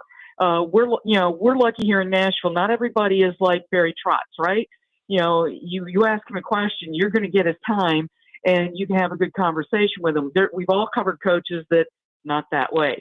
And when you can make a human connection with a coach, it helps us do our job better. So, I sat down with one of their crews on Thursday again, and a friend of mine who has done these kind of shoots said, "Did you have someone do your hair? Did you have someone do your makeup?" And it's like, no, it's just me. I can't change me. I had makeup done for my son's wedding, and it's like, that's as much as I'll ever do again. But you didn't bring your entourage with you? I should have, Joe. I need a hair and makeup crew because God knows I can't do it myself. But when that piece moved, I watched it in the press box, and it came right about 10:30, which is I'm doing an actives. I'm trying to keep an eye on things. Couldn't get downstairs before the game because I was keeping an eye on Tony Vitello over in Knoxville. and guys, it's blown up. I mean, they put it on, my son noticed it on TikTok Sunday night, and he sends me the link, and it's like, okay, TikTok impressed my 26-year-old son, okay? You're on TikTok, Mom? Yes, he has run quotes for me at NCAA tournament games, Titans games, and he's been with me at Predator games. But seeing me on ESPN and TikTok is a much bigger cool badge for a mom than anything else he's seen me actually do in person. So I'll take it. And guys, I have heard from people all over the country from all stages of my career. And so it's kind of been a nice little look ahead, I guess, to whenever I do retire. Nice words. I say thank you to everybody. No, it was awesome. I thought you did great. I mean, it bothers me a little bit that everybody thinks Vrabel's a nice guy now, but there's a lot of people jumping on his fan band. Yeah, but no, it was really cool. We could go a lot of different ways, Teresa, but actually you hit on something I do want to ask you about. I think we're going to get word today on Vitello. It's like there's some talk about, they didn't want to announce anything while there's, postseason games going on. What is your sense for that? And just what do you think about Tony Vitello to the San Francisco Giants and whether that would work or not? Well, for the Giants, this hasn't happened before. We saw Jimmy Johnson go from college to the Cowboys. That worked. But going from college, they play a Tuesday night game and then they have a weekend series. It's a much different rhythm than the major leagues where you have 162 games, not counting the spring ball. And then if you're lucky, then you're managing a team through the playoffs. And, it's a 6 to 7 day a week kind of thing for months, the end of March through the end of September. And so it's a much different job. And Buster Posey is the one with the Giants trying to make this decision. And guys, the longer this goes on, I get the idea, you don't want to interrupt the postseason, which is a whole different issue. Why does baseball wait until November to announce their awards? I mean, seriously, come on. But after everything's done, but for Vitello, the longer he's in Knoxville, you can't tell me that somebody isn't talking to him. Okay, Tony, how much more do you need for NIL? How much more do you need for the portal? We're finishing the expansion on Lindsey Nelson Stadium. How much of a pay raise? How much for your assistants? I mean, let's be honest. Danny White has done a good job of retaining the staff that Tennessee has over there. Rick Barnes is on a lifetime contract. Kim Caldwell's gotten hers. Josh Heupel gets an extension every year. So, you can't tell me that they're not at least swinging in there in the batting cages trying to keep Tony Vitello. So, Teresa on the Titans front, I mean, it's going to be an absolute slog to get to the end of this year. It's already been. It's been a slog for years around here at this point. But you got a head coach opening that's taking place, and we'll see, who the Titans end up zeroing in on that point. I'm not asking you specifically who they should target, although if you want to answer that, feel free to. How do you handle this coaching search if you're the Tennessee Titans? Does it have to be an offensive guy? Does it have to be another shot at a guy that's an up-and-coming coordinator? Do you have to have an established head coach who's done it before? Philosophy-wise, how do you handle this if you're Brinker and Borgonzi and the next Titans head coaching search? Well, we've seen them hire first-time head coaches each of the last two times. Brian Callahan had never been an offensive play caller before, in addition to having not been a head coach. That did not work. Mike Vrabel was a first-time head coach and the defensive coordinator before that. And he did not organize the defense. He wasn't coordinator here. He had Matt LaFleur, who also interviewed for the head coaching job, as his first-time offensive coordinator, play caller. Because Matt LaFleur had not called plays really before, except in a preseason game. Guys, at this point, it does seem to help to have somebody who's done the job to the point that you can at least gauge how do they make decisions in games where the smallest decisions can absolutely cost you a chance at a win. So I might have at the top of my list Robert Saleh, some of these guys who have been head coaches and maybe have learned the error of their ways, what they can do different. And, look at Mike Vrabel. He is out of the NFL for a year, does consulting with the Browns last year, and he gets hired back by the Pats, and they now have more wins with 5 than the Pats managed each of the last 2 seasons, either under Gerard Mayo last year or Bill Belichick the year before. So, sometimes a guy, but you got to be careful. Did the person learn from the mistakes they made that cost them their first job? What are they doing differently? But they need to start there. And that they cast a wide net last time.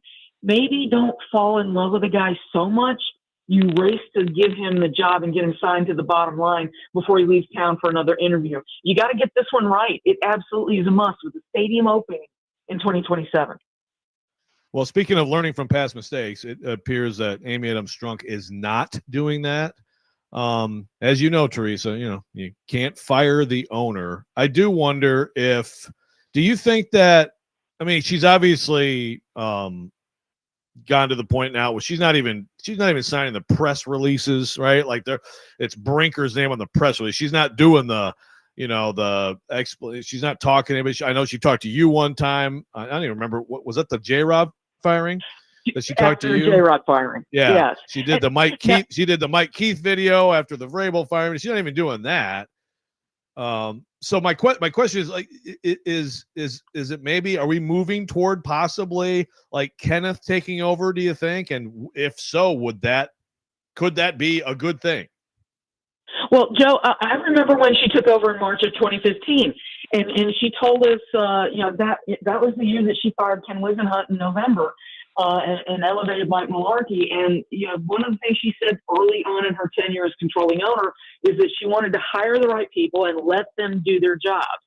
And with all the hirings that have gone on in that building, from Bert Nihill, kind of overseeing everything, and Chad Brinker as president of football ops getting his promotion, and they bring in Mike Bergonzi, yeah, she has taken a ton of criticism. So maybe it's just simply the fact that she's like, I've got these people, let them do their jobs.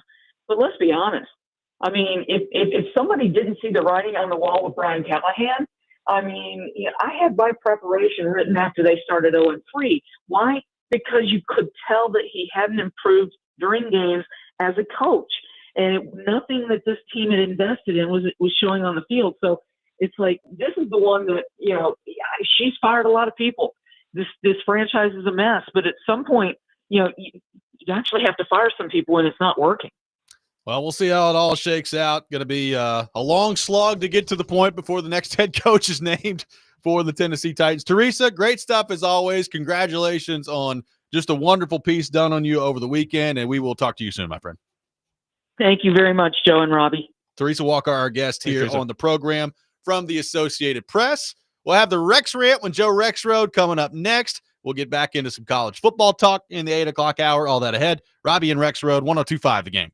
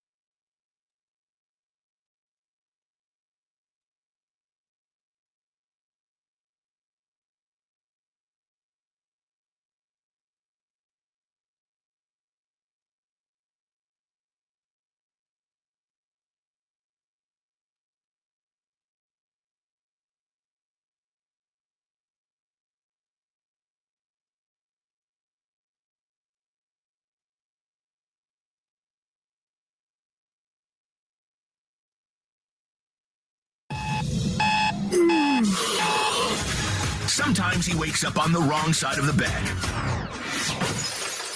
And sometimes he's just, well, Joe. Awkward moment. Let's do it. This is the Rex Rant, now on Robby and Rexrode. He looked worse than Jeremy Pruitt with his Sherpa outfit. He looks like a Sherpa on the sidelines taking people up a mountain. Get the fart out of here, bro! You weren't monitoring your tone very much. Oh, Vince Lombardi. What the hell's going on out here? Guy's out here smoking darts thinking he runs the world. Screw that. You know, some of these rats around here, so. Vrabel is a complete asshat. Mike Vrabel has bad posture. Sciatica. Bending down, smoking your cigarettes. Why are you attacking smokers? Oh, come over here. Let's get in the blocking drill. Am I a clown to you, Mike? You can ask me anything you want to ask me, Joe, but you might want to sing it note for note. It is time for the Rex Rant, brought to you by Functional Medicine of Tennessee. Rise up to better health. Check them out at functionalmedicineoftennessee.net. Joe Rexrode, the floor is yours. Thank you. At this point, I think all the people who have complained about us being obsessed with Vrabel, I don't know what else. I don't know what else to say. But I have one postscript on Vrabel.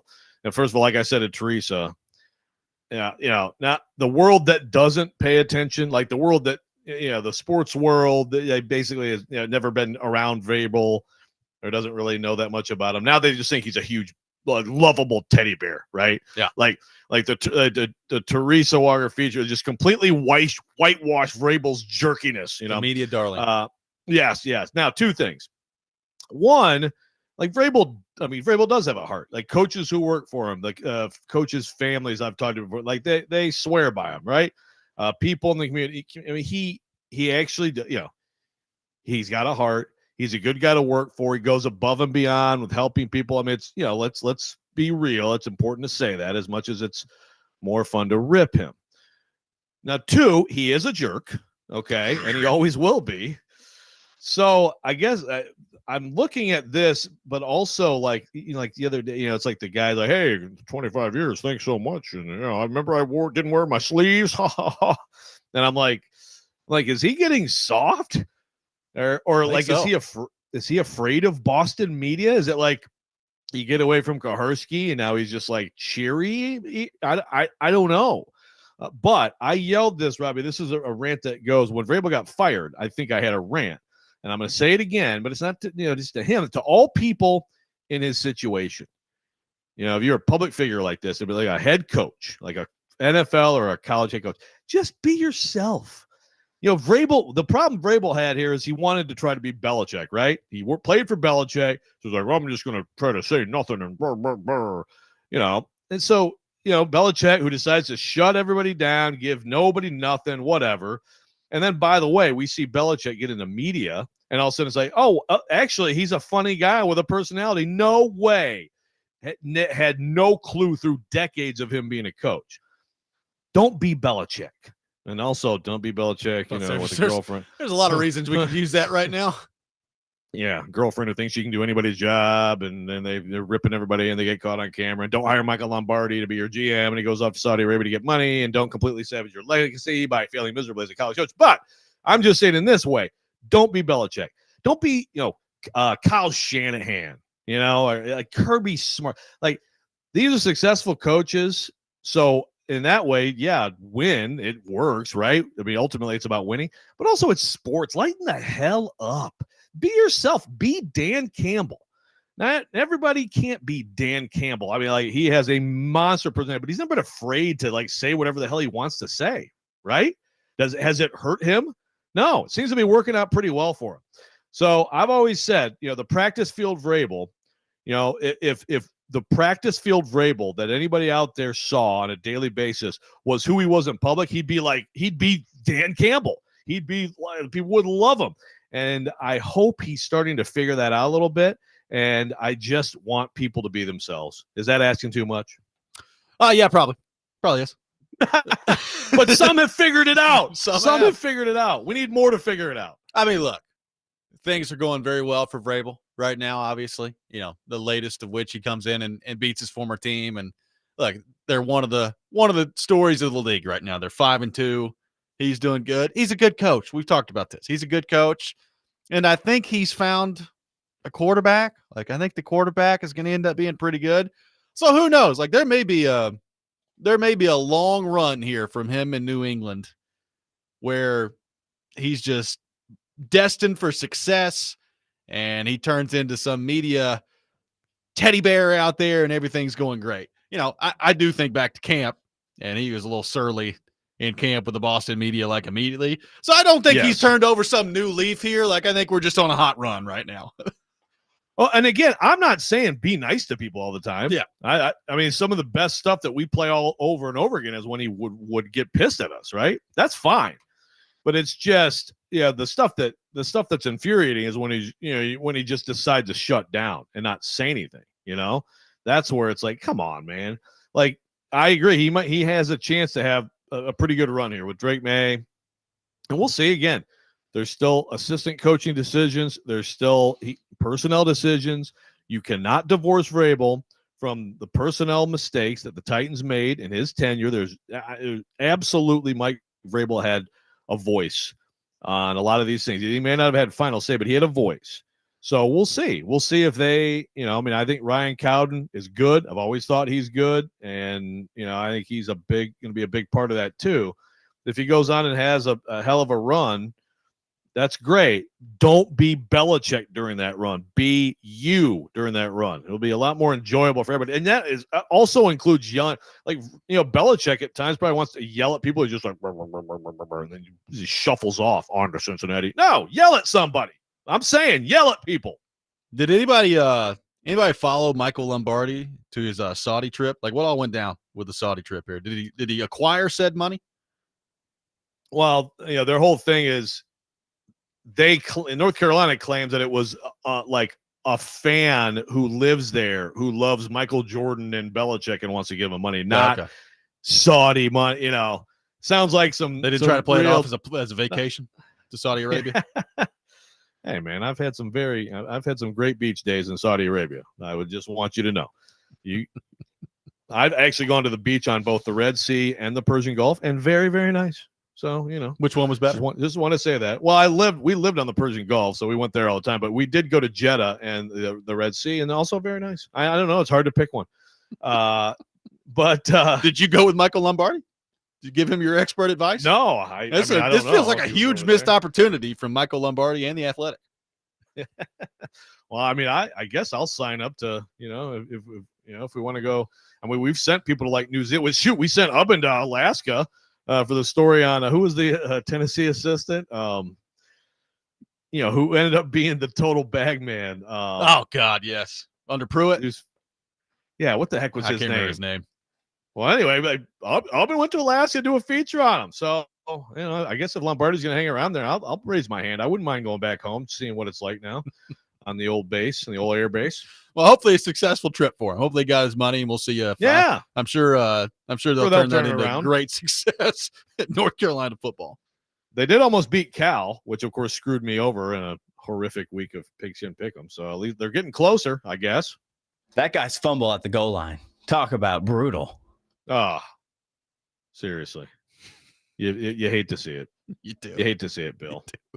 615-737-1025 is our phone number, 615-737-1025. We'll get back in some college football coming up next. Take a look at the college football playoff chances for both Vanderbilt and Tennessee. We'll take your thoughts on that. Preds fans, Smashville Live returning tomorrow night at Brewhouse 100 in Bellevue at 6 o'clock. See your Preds star players up close and personal. Tomorrow's guest will be Adam Wilsby. That's tomorrow night at Brewhouse 100 in Bellevue and on 102.5 The Game. You're listening to Robby and Rexrode, 102.5 The Game.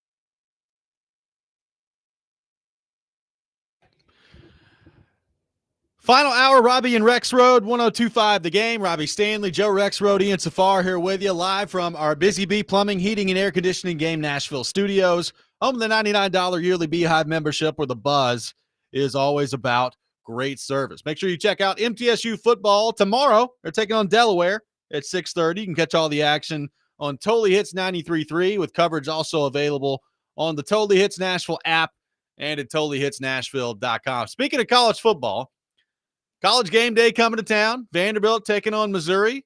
Vanderbilt and the college football playoff very much on the table as we look ahead here. Huge win for the Doors against LSU. They are 6-1 with Missouri and Texas as the next two games. You got Auburn and Kentucky mixed in before Tennessee at the end of the year on the road. So some high-level games left to be played for Vanderbilt. Still a lot of work left to be done. But as we sit here today, Joe, the college football playoff very much on the table for the Doors. On the Tennessee side of things, you just had your second loss. You're 5-2. You've lost to Georgia in overtime and then Alabama on the road. So not a bad loss in there to this point. They also really don't have a great win yet. And there's opportunities for those coming up for Tennessee. You've got Oklahoma next week. You've got Vanderbilt at the end of the year. And obviously in the meantime, like, you can't lose to Kentucky. You got to go on the road in the swamp and win against Florida. So a lot of work left to be done on the Tennessee front as well. Vanderbilt is in a better position as we sit here today, obviously, to make the college football playoff than Tennessee is. But Joe, as you look at Vanderbilt, as you look at Tennessee, what do you make of the college football playoff, that conversation, and the chances that the game at the end of the year between the two may determine one, if not two spots in the college football playoff? Before I answer that, Robby, did you know that it was Big Joe who was trolling us about game day yesterday? No, I did not. Oh, so he got you too. I was about to be really pissed at you. Yeah, that was Big Joe. That was Big Joe screaming at us about how we weren't making a big enough deal about game day. So he got you this time. Is this the first time he's gotten you? Yeah, he didn't have a name on there. It's just the number. Yeah, but it's a number that, I don't know Big Joe's number by heart. I do. I have to. Okay. I mean, you guys have gotten me like a million times. So yeah, nice job, Big Joe. That was actually a subtle little, because it actually was believable that Vanderbilt fans are like, this is like the biggest news ever. But that's the thing. It is big that game day is coming, but it's not the biggest news ever. The biggest news ever is that you're in the top 10 and you have a chance to do something remarkable. And, at this point, I guess I like Vanderbilt's chances a little bit better than Tennessee's chances, except that I still have a hard time. We just don't know what the teams will, what their records will be, where they'll be. I still have a hard time conceiving of Vanderbilt winning in Knoxville this year. Obviously the dream scenario is that's for all the marbles. That's for a spot. But, right now Vanderbilt is in really strong position. I have to like him against Auburn and Kentucky at home. I like him against Missouri this week. I think I will not be shocked if Missouri wins this game. Missouri, they got one of the best running backs in college football, and they have a quarterback that, frankly, Penn State fans are like, wow, wish we would have kept him and not Drew Aller. And who knows, James Franklin may still be the Penn State coach. That's easy to do. A guy goes somewhere else and looks good, but still, he's good. Bo Prabula is good. But I have to like Vanderbilt because of their offense. Their offense dictates games. Their offense dictated the game to an LSU defense that, Whit Weeks was out. They were a little banged up. Still, talent all over the field. Didn't matter. Vanderbilt is executing at such a high level. I mean, look, the way Texas is playing on offense, Vanderbilt could win out until Knoxville, and I would not qualify as shocking at this point, which I get is shocking to say. I was going to say, like, the best case scenario for Vanderbilt, I don't think is a win and you're in at Tennessee. The best case scenario for Vanderbilt is that they win out, and the Tennessee game, in terms of you making the college football playoff, really doesn't matter all that much. Like, you get a chance to play spoiler for Tennessee, but you're in at that point. Like, even if you lose to Tennessee, the best case scenario, if you win out until then, if you're Vanderbilt, you're in at that point, which is amazing to think about, but I think it's very much on the table. Can I just say that would suck? I know for Vanderbilt fans, they're like, shut up, man. No, it would not. But like, wouldn't it suck if like they don't have stakes in that game? I mean, like, you know what I mean? Like. Well, I mean, they would tell you that yes, it would. I mean, well, yes, sure, but I mean, they it's will still be a rivalry. Yeah, I mean, they will be fired up to have a chance to, number one, put a stamp on an 11-1 season. And by the way, if they're 11-1, they're probably going to Atlanta. So there's that. I mean, there's that to play for as well. Too. Which you can't tell me that wouldn't matter to a Vanderbilt fan having never gone there before. So yes. That's one thing. And then, like, regardless of if it's winter in or you're already in and you're playing spoiler for Tennessee, like the chance to knock your rival out of the college football playoff discussion while you're firmly in they will be licking their chops at that. Well, I guess the worst would be like, again, I understand Vanderbilt fans. The idea that this is the worst is stupid. I guess the worst would be like Vanderbilt's in and Tennessee has like lost to like Oklahoma and Florida, you know? Yeah. For our purposes, for sure. Or really one of them or just one of them. Right. And yeah. So it's like, so basically they're already playing out the string and Vanderbilt is like trying to not be hurt. Like you said, that would be probably going to Atlanta. I think, I don't know the percentages, but we can probably figure this out. But I mean, I think the most likely scenario is that they are playing for a spot, right? Like if you go by who's going to be favored in what games. So Vanderbilt is going to be, Stilly and I have a bet on this. He's off his rocker. They're not going to be favored at Texas. No. They're going to be favored in the 3 games at home. Yeah. So, okay. So there you go. So they're 9-2 and Tennessee. I think Tennessee will be favored in all their games until the end, don't you? I think the Oklahoma game is going to be close, but they'll probably get the edge because they're at home. And I think it's going to be close at Florida they'll probably be like a 2.5 point favorite going on the road to Florida. Yeah. I mean, some of it is, okay, how does Florida look? Are they getting like a coach got fired bump? They do have talent. I mean, Lagway is talented. They have talent. So, but yeah, I would think that they would be slight favorites. So basically then by the odds, the most likely scenario is 9-2 Vanderbilt, 9-2 Tennessee, winner gets a spot, losers out. Yep. I mean, my gosh. It sounds amazing. Well, yeah, like if Vanderbilt can win, like that's why this Saturday's game for Vanderbilt to me is crucial. Because look, nothing is ever guaranteed in the SEC. I can give you all the coach speak in the world about how any given Saturday. And look, it's not like it's impossible for an Auburn or a Kentucky to go to Vanderbilt and win the game. So I get all that. But I feel pretty good. Like if you can get the Missouri game, if you're Vanderbilt, I feel pretty good about your chances to handle business against Auburn and Kentucky at home. Texas on the road, we'll see. The one thing about Texas is they've got a really good defense. Texas's defense is really good, and I know that they may be bad enough offensively that it may not matter that their defense is really good. We'll see. But they have a very good defense. So I still think Texas is going to be favored at home against Vanderbilt. But, like, if it plays out that way, like if you're a Vanderbilt fan, I'm not saying you would sign up for that right now because you want to get greedy and see if you can get to the SEC title game. But if you're 9-2 at worst heading into the Tennessee game, I mean, it's a pretty sweet spot to be in if you're Vanderbilt at that point. And I just feel like that's why Saturday's game is crucial. Like if they win Saturday against Missouri, they are going to be set up very nicely to get into the college football playoff. No question. Texas. LSU's defense is supposed to be pretty good, right? How does Texas's defense compare? That's a good question. I'd say it's pretty similar. I mean, I think Texas has got probably a little bit more talent on their defense, but it's close. Yeah, it's close. I mean, they said LSU has a good defense, and they do. I know it was a home game for Vandy, so that will make a difference. But they still put up 31.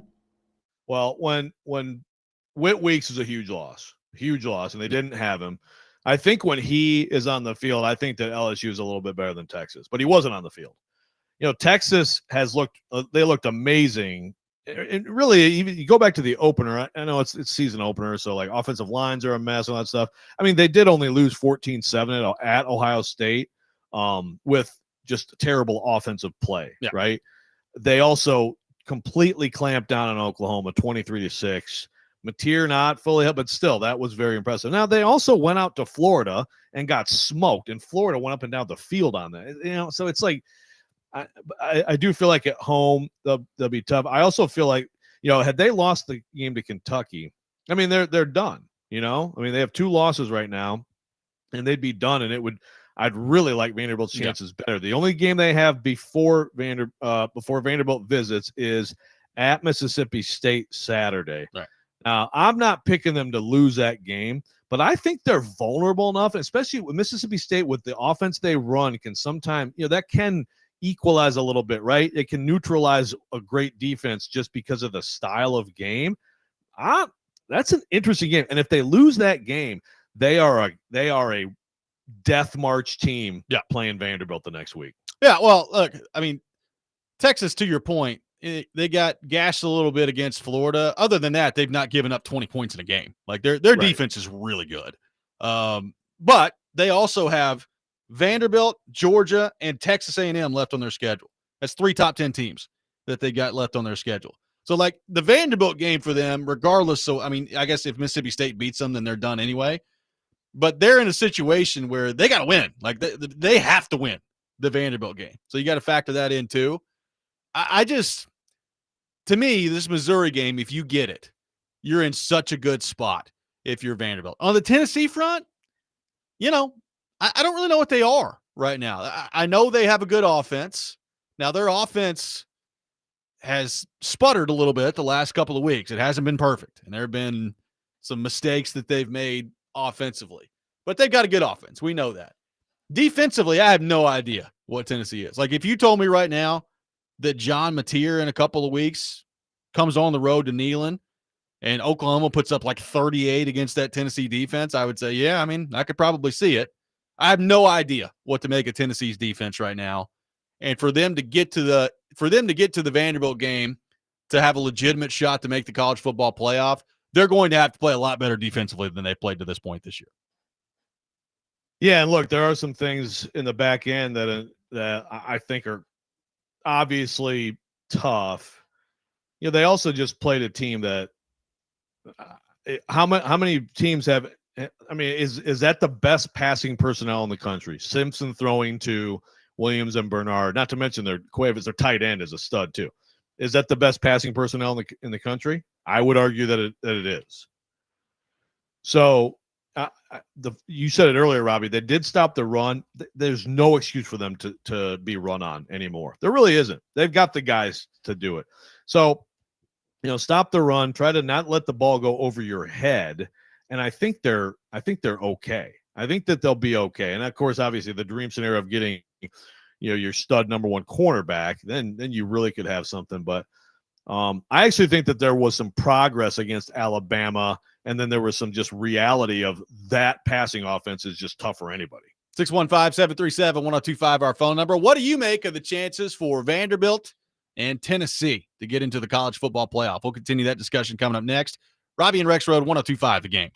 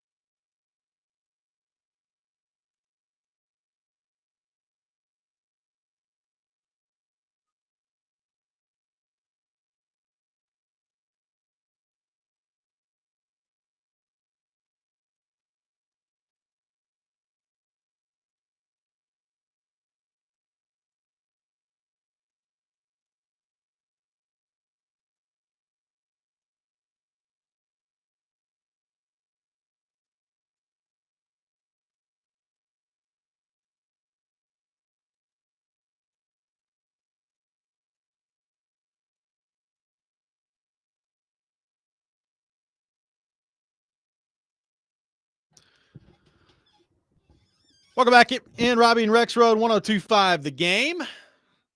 Got some tickets to give away. A 4-pack of tickets to AEW presents Dynamite and Collision at the Pinnacle coming up on Wednesday, November 26th. Big call at 3-615-737-1025. 615-737-1025. Caller number 3 will win. Taking your thoughts on Vanderbilt and Tennessee and the college football playoff. Vanderbilt number 10 in the AP poll, in the top 10 for the first time since 1947. Tennessee at number 17. They've lost 2. And Joe, on that front, we'll see how the rest of the season shakes out here, but there is, I think, a chance that a 3-loss team could get in this year. However, I think the 3-loss team is going to have a win or two that's pretty darn impressive there. And I just don't think Tennessee has that yet. They've beaten Mississippi State. They've beaten Syracuse, who's not very good. They've beaten Arkansas, who's not very good. And the opportunity is in front of them for a win against Oklahoma and a win against Vanderbilt at the end of the year. So if you can get both of those, then obviously that conversation changes a little bit, and you've got a decent shot of being in if you're Tennessee. But to me, like Tennessee, looking at their schedule, I think they're going to have to win out. Like I think 10-2 is going to have to be what it is if you're Tennessee. So can they do that? Like can they run the table here, roll off 5 in a row to end the season, get to 10-2, and put yourself in a pretty decent spot to be in the college football playoff mix at that point? I mean, they do. I mean, the one thing, if you're Tennessee, I say they don't really have a great win yet. They do have 2 quote-unquote good losses, if that's a thing. Like you lost to Georgia in overtime, and you lost to Alabama on the road. I mean, you're not going to get knocked too much from those 2 games. Although, as I said earlier, man, how much different would you be feeling if you're Tennessee right now if you just made a field goal in the Georgia game? Like you'd be sitting pretty the rest of the year right now. No doubt. And Ole Miss, like I still like Ole Miss chances to get in, but boy, they had Georgia completely beat too. So Georgia is the like cardiac kids. I mean, they're not a great team. Although Gunnar Stockton, by the way, the one thing we question about Georgia might be the best thing they have going for them. Like Gunnar Stockton's on a heater, and the rest of their team looks kind of average. But and by the way, you bring that up. There's a massive game this weekend in the SEC. Ole Miss Oklahoma is massive. It's a huge game. And on the one hand, if you're Tennessee, you're like, well, Oklahoma win that game because you need Oklahoma's win at the end of the year. Like if you get it, if you're Tennessee, to look as good as possible. On the other hand, you look at the rest of Oklahoma's schedule, and after the Ole Miss game, it's South Carolina, who not very good, Citadel, home against Florida, or excuse me, this is Ole Miss's schedule, home against Florida, and on the road at Mississippi State. So, like, if Ole Miss were to win this game, they're in a great spot to get in the playoff. Like, you're probably talking about 11-1 Ole Miss if they win this game at Oklahoma here. If they lose it, then you're probably talking about 10-2 Ole Miss. So you could have 10-2 Ole Miss, like 10-2 Oklahoma. Like there's a whole lot of teams that could be crowded there at 10-2 at the end of the year. Yeah, no doubt. I still think 10-2, like you're going to be fine because of the carnage that's going to come. You never know. Someone texted me on my personal text line, what's the max number of SEC teams that they would allow? So just as a refresher, the max number of teams a league could get in any year is 8, right? Yep. Because the Big 12, if the Big 12, ACC, group of 5 all get 1, Notre Dame doesn't get in, let's say, it's not going to happen this year because the Big 10 has multiple. Like if the Big 10 got 1, you could get 8 teams.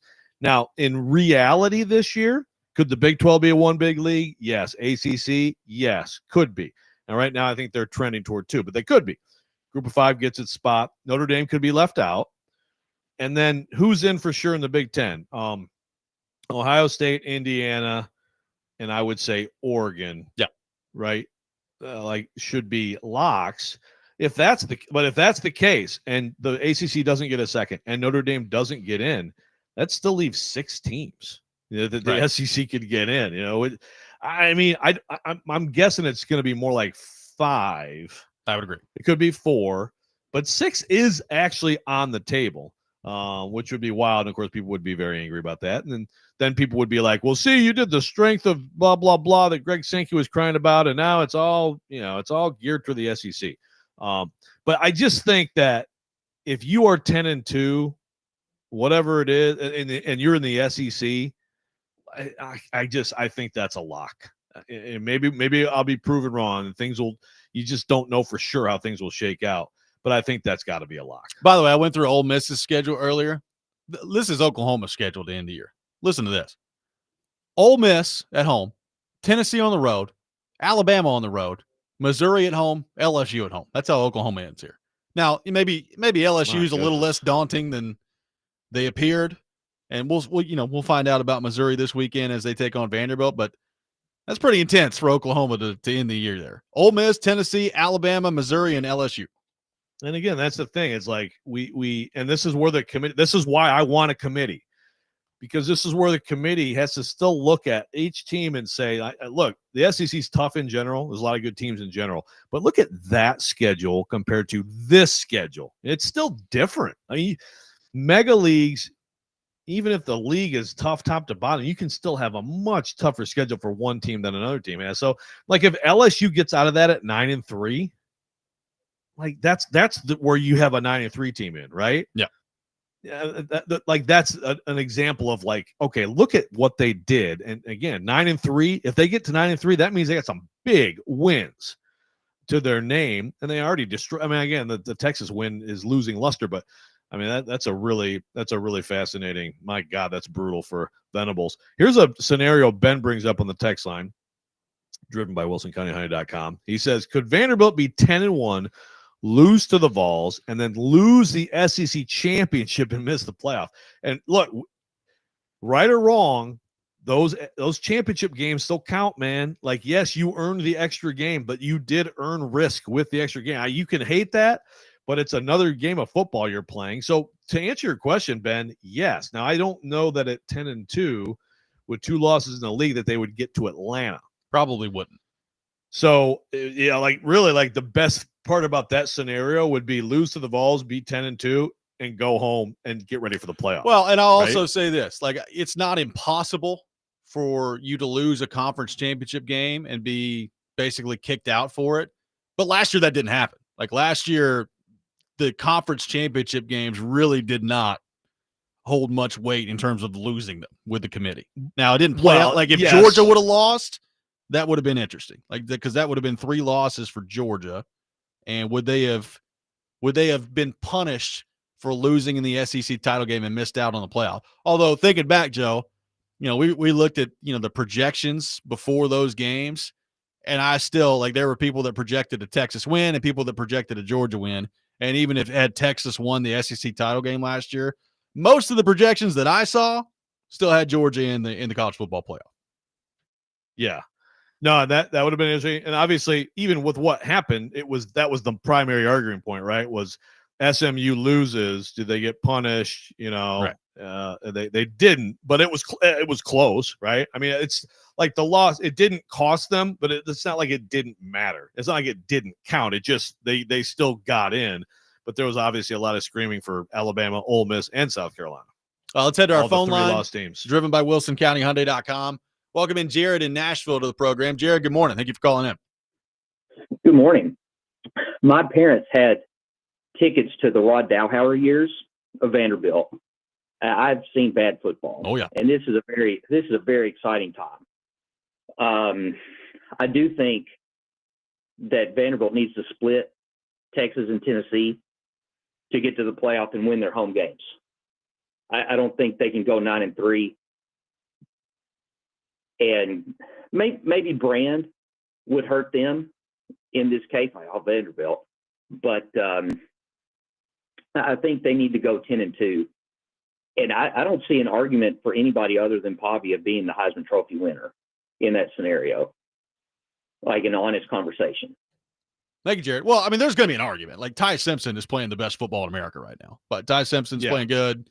Mendoza's playing great. Like, if Indiana ends up undefeated, right, and Mendoza is the quarterback, it's like there's going to be an argument. But to Jared's point, Pavia, if it plays out that way and Vanderbilt is in the college football playoff, he's going to have a very strong argument because, I mean, I would assume that also involves really good play by him to help them get to that point. He's going to have a very strong argument at the end of the year if it plays out that way. Yeah. And like what Russo said earlier, the story of Pavia is going to help him. I mean, right now in our poll, we got Mendoza with 56 points, Ty Simpson 36, and Pavia 28, and there's no one else close. Yeah. And also, by the way, on the brand, I don't know if I agree with that. I actually think that the Vanderbilt story, again, same idea with what Ralph was talking about with the Heisman. I mean, if there's, you want them to just judge the teams. But if there is a little, they are humans, and I think they just like last year. People saying Indiana shouldn't have been in, right? Their brand didn't hurt them. They have no football brand. They have the most losses in the history of college football. So I kind of feel like the story, if it's a total tiebreaker and you're splitting hairs, I think the story probably helps those teams more than the brand hurts them. Let's welcome in Tim on our phone line, driven by WilsonCountyHyundai.com. Tim, good morning. Thank you for calling in. Morning, guys. Enjoy the show. Thank you. Talking about Vanderbilt, back during SEC media days, remember everybody laughed when Pavia said we were going to have a chance to get to the playoffs? Oh, yeah. How many of those teams are laughing now, and how many of them don't want to play Vanderbilt? I'd say a spare few. There's no doubt. Now, our chances, and you look at this, and I'm looking through black and gold glasses, so you've got to understand. I think we should take care of business this week. I think we can beat Missouri. Texas at the beginning of the year was one that scared me, but I think, Will Levis hadn't been in Nashville. I think Will Levis has been the quarterback for Texas this year. And I think that's why they only had 170-something yards offense last week. Okay, but that being said, I think we can go to Texas, and I think if we play like we played, I think we can beat Texas. Then you've got Auburn and Kentucky. We could very easily roll to Knoxville at 10-1. Yeah. Absolutely. And if we do, like I said, I'm a Vanderbilt fan. I don't like Tennessee, but I don't ever consider that game a lot. I mean, Tennessee always play better against us, and I would love to say, yeah, we could go up there and win, and maybe we can, but if we finish 10-2, I don't know how you keep us out. Yep. Thank you for calling, Tim. Appreciate it. If Vanderbilt goes 10-2, they're getting in the playoff. 100%. Yeah, they're getting in the playoff. 100%. 615-737-1025 is our phone number. We'll continue the discussion on Vanderbilt, Tennessee, plus some questions from Vanderbilt fans on the text line regarding Clark Lee that I want to get into as well. We'll get into all that. Robby and Rexrode, 1025 The Game.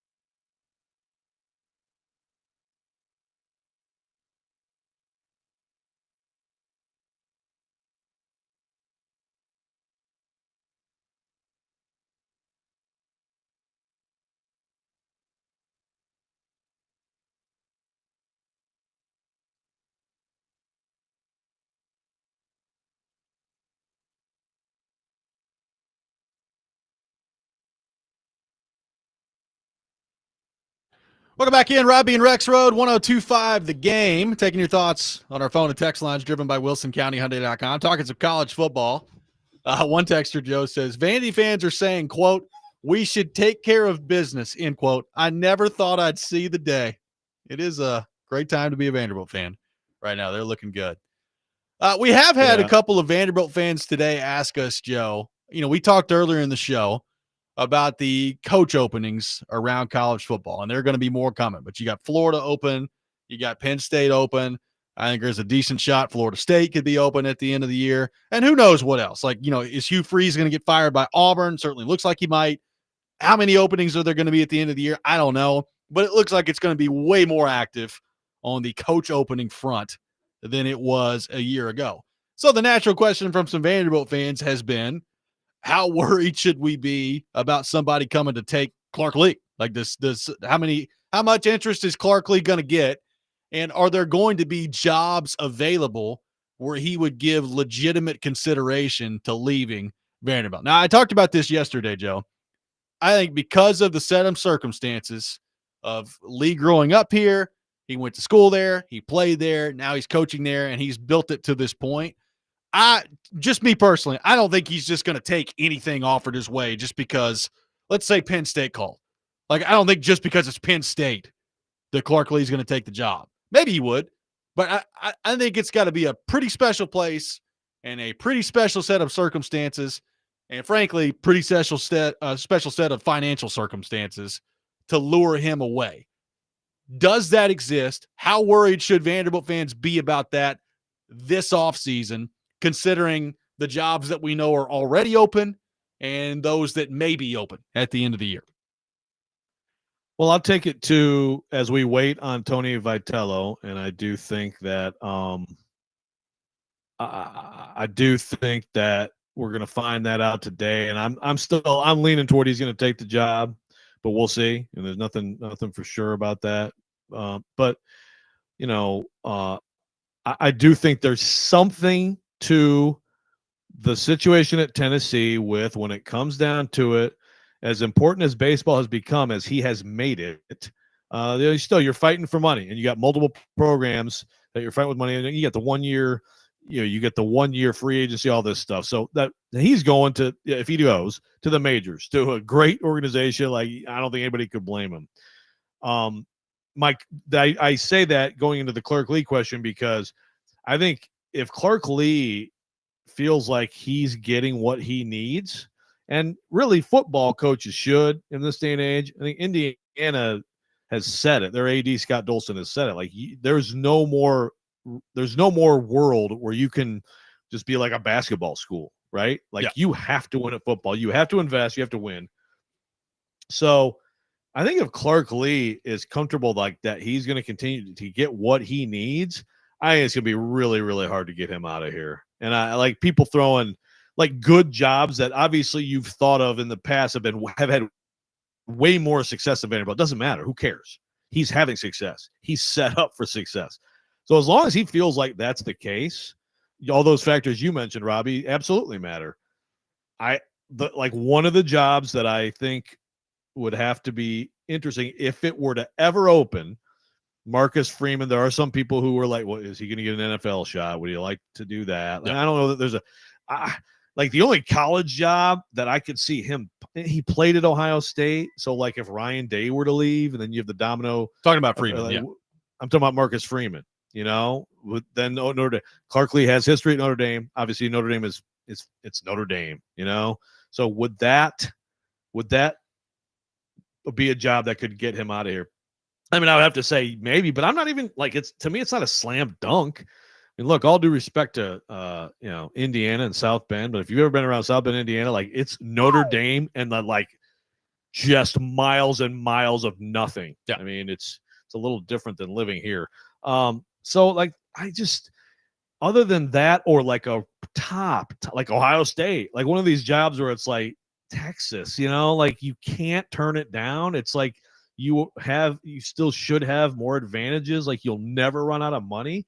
I don't know. These people throwing Florida or whatever. I don't think I think he's good here. I do. Well, and there's something to be said too, Robby, there's something to be said for, and you change expectations if you win enough, but there's something to be said for you can win 7-8 games and people are very happy with you, as opposed to go to Florida. If you're not a title contender in 2 years, if you're Dan Mullen, you get run out of town. Now there's also this, and we've been asked this before, and Dave and Ben have both just asked it on the text line. So does Clark Lee look for a new job now, knowing that Pavia is not going to be back next year, and you strike while the iron is hot? Ben says, I might take my pay raise and leave before Pavia leaves, before they have a downturn. Now, I'm sure if you ask Clark Lee that he doesn't believe like some big downturn's coming, like they're recruiting at a good level and they're bringing in people in NIL. And, obviously Diego Pavia is going to be very difficult to replace when that time comes, but they're going to try to, right? Like whether it's via the portal, via, recruiting that they've got coming in, they're going to try to do it. But what do you make of that? Like, does the Pavia factor into this at all for Clark Lee? Yeah, I get it. And look, obviously next year, all the talk is going to be like, okay, now let's see Vanderbilt do it without Pavia. Not just his play, but also he has brought a different attitude, from within the locker room. That's a lot to replace. But you can, as great as Pavia is, remember, let's also, he might be, what, a 6th, 7th round pick, maybe? Right? I mean, he's tremendous in their offense. He's a fantastic personality, but it's not like we're talking about Peyton Manning, or something like that either, right? I think that they can find other quarterbacks around that offense, and I think they have a lot of other things going for them. So if Clark Lee was actively looking to get out, then I would hear that and be like, yeah, this is strike while the iron's hot. I don't think he's looking to strike while the iron's hot. I think he's trying to do things at Vanderbilt that have never been done before, which he's in the process of doing. 615-737-1025, our phone number. Final thoughts coming up next. We'll take rapid fire college football, Vanderbilt, Tennessee, your Titans thoughts, all coming up next. Robby and Rexrode, 1025 The Game.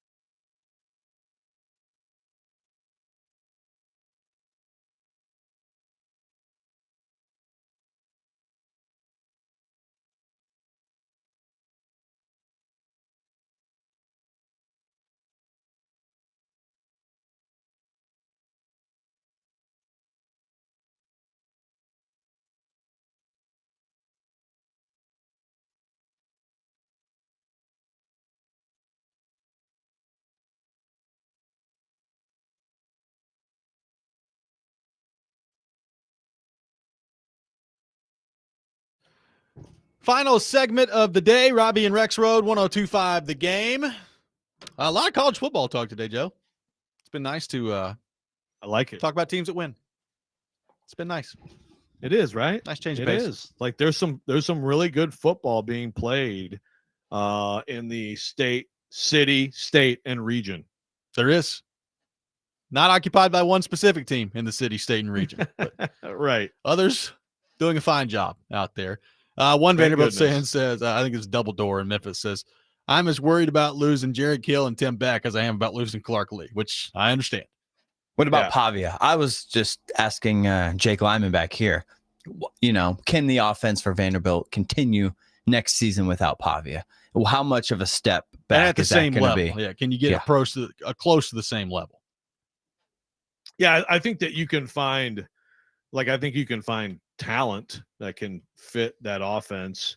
And yeah, they have Mitchell's a big, I think, they're going to have talent there. But yeah, like I think Pavia beyond that is like he brings like people make fun of like the national title or, we'll kick Alabama's butt and all that stuff. But like, I mean, he is a leader of that locker room. That's, I think, almost bigger loss than like the player. Not that he's not a great player, not that they'll definitely have a quarterback and just step in and do those things. But I think you can find quarterbacks in that offense who can operate it and be dual threats and execute and even have more arm talent than he has. I think the intangibles are really hard to replace. And I agree, Jerry Kill's going to retire pretty soon. Like he has helped this transition and he's helped Clark Lee as a mentor, but it's not Jerry Kill, it's Tim Beck. Tim Beck, he's the OC, this is his offense. And yeah, I gotta think that someone's gonna try to poach him pretty soon, right? I mean, I love what they do. It's so creative, and they have a lot of different. They don't have, they got a tight end who might go in the first round, but they got two tight ends who are weapons. They got multiple backs who are weapons. They got multiple receivers who make big plays. And they've now that they've made investment and really upgraded the offensive line, it's a wagon. And I think Tim Beck is definitely someone who is going to be on some lists here moving forward. Go get Arch in the portal this offseason. Bring in Arch, run that offense. Ooh, he can run, man. I mean, he's way better at running than throwing. I'll tell you that much. What about old Nico? Bring Nico. Yeah, here. that'd be something. Tennessee fans really react well to that.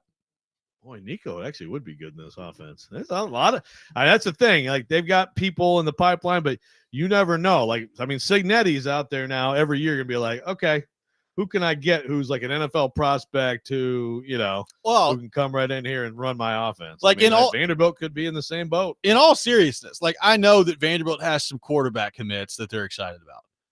And I still think like long term, if you're asking me what I would rather do if I'm a college coach, I'd rather have like for Tennessee, right? Like Tennessee, Aguilar going to graduate this year. He'll be done. And your quarterback room, your competition next year for the Vols is probably going to be Faison Brandon, who's a true freshman, and George McIntyre, who will be a redshirt freshman, right? Like that's probably what your quarterback room is next year. Merklinger, I would assume, is going to transfer.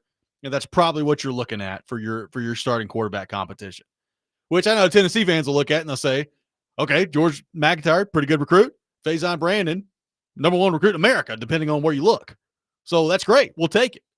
But is that the way in today's landscape of college football? Is that the way every coach is going to want to operate? I say no.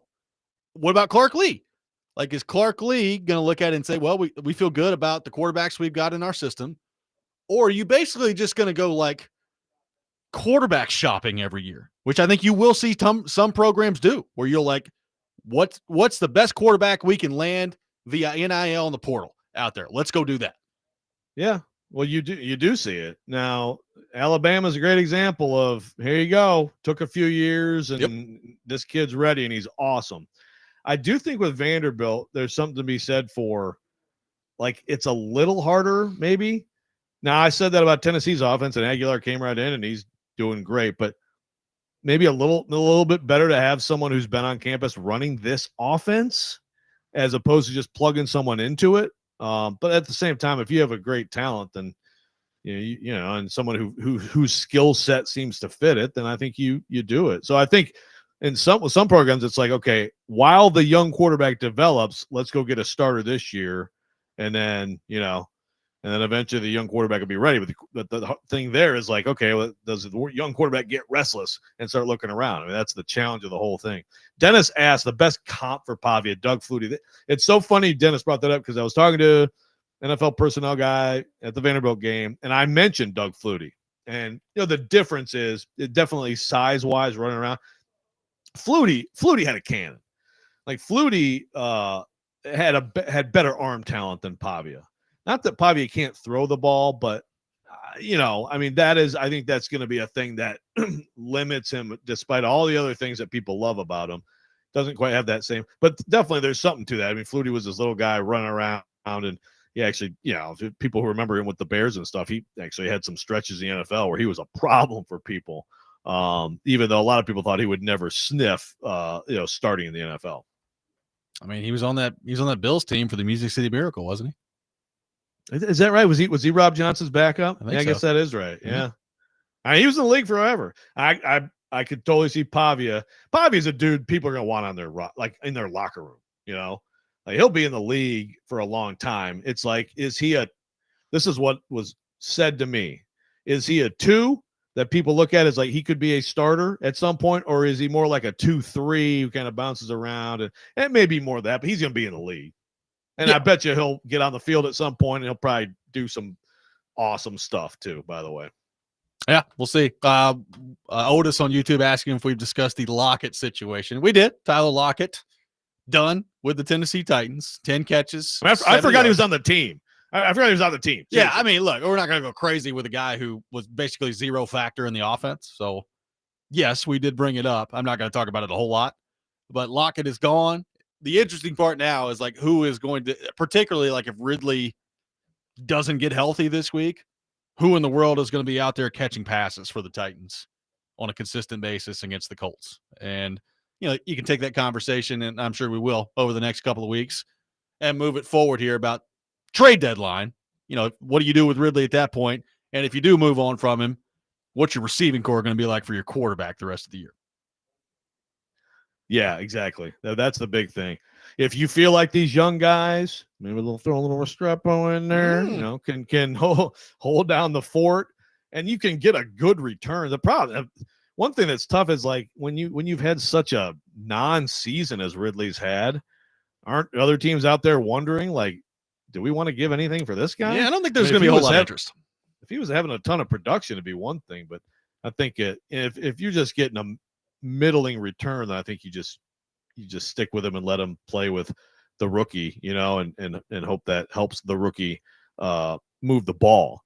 Simmons, Titans, by the way, we can get into this a lot more tomorrow, but Titans are telling people, no way, don't even bother asking. But I still wonder if someone calls and gives them an offer that they have to think about. That's going to do it for us today. Next Man Up with Jake Lyman coming up next. You're listening to 102.5 The Game.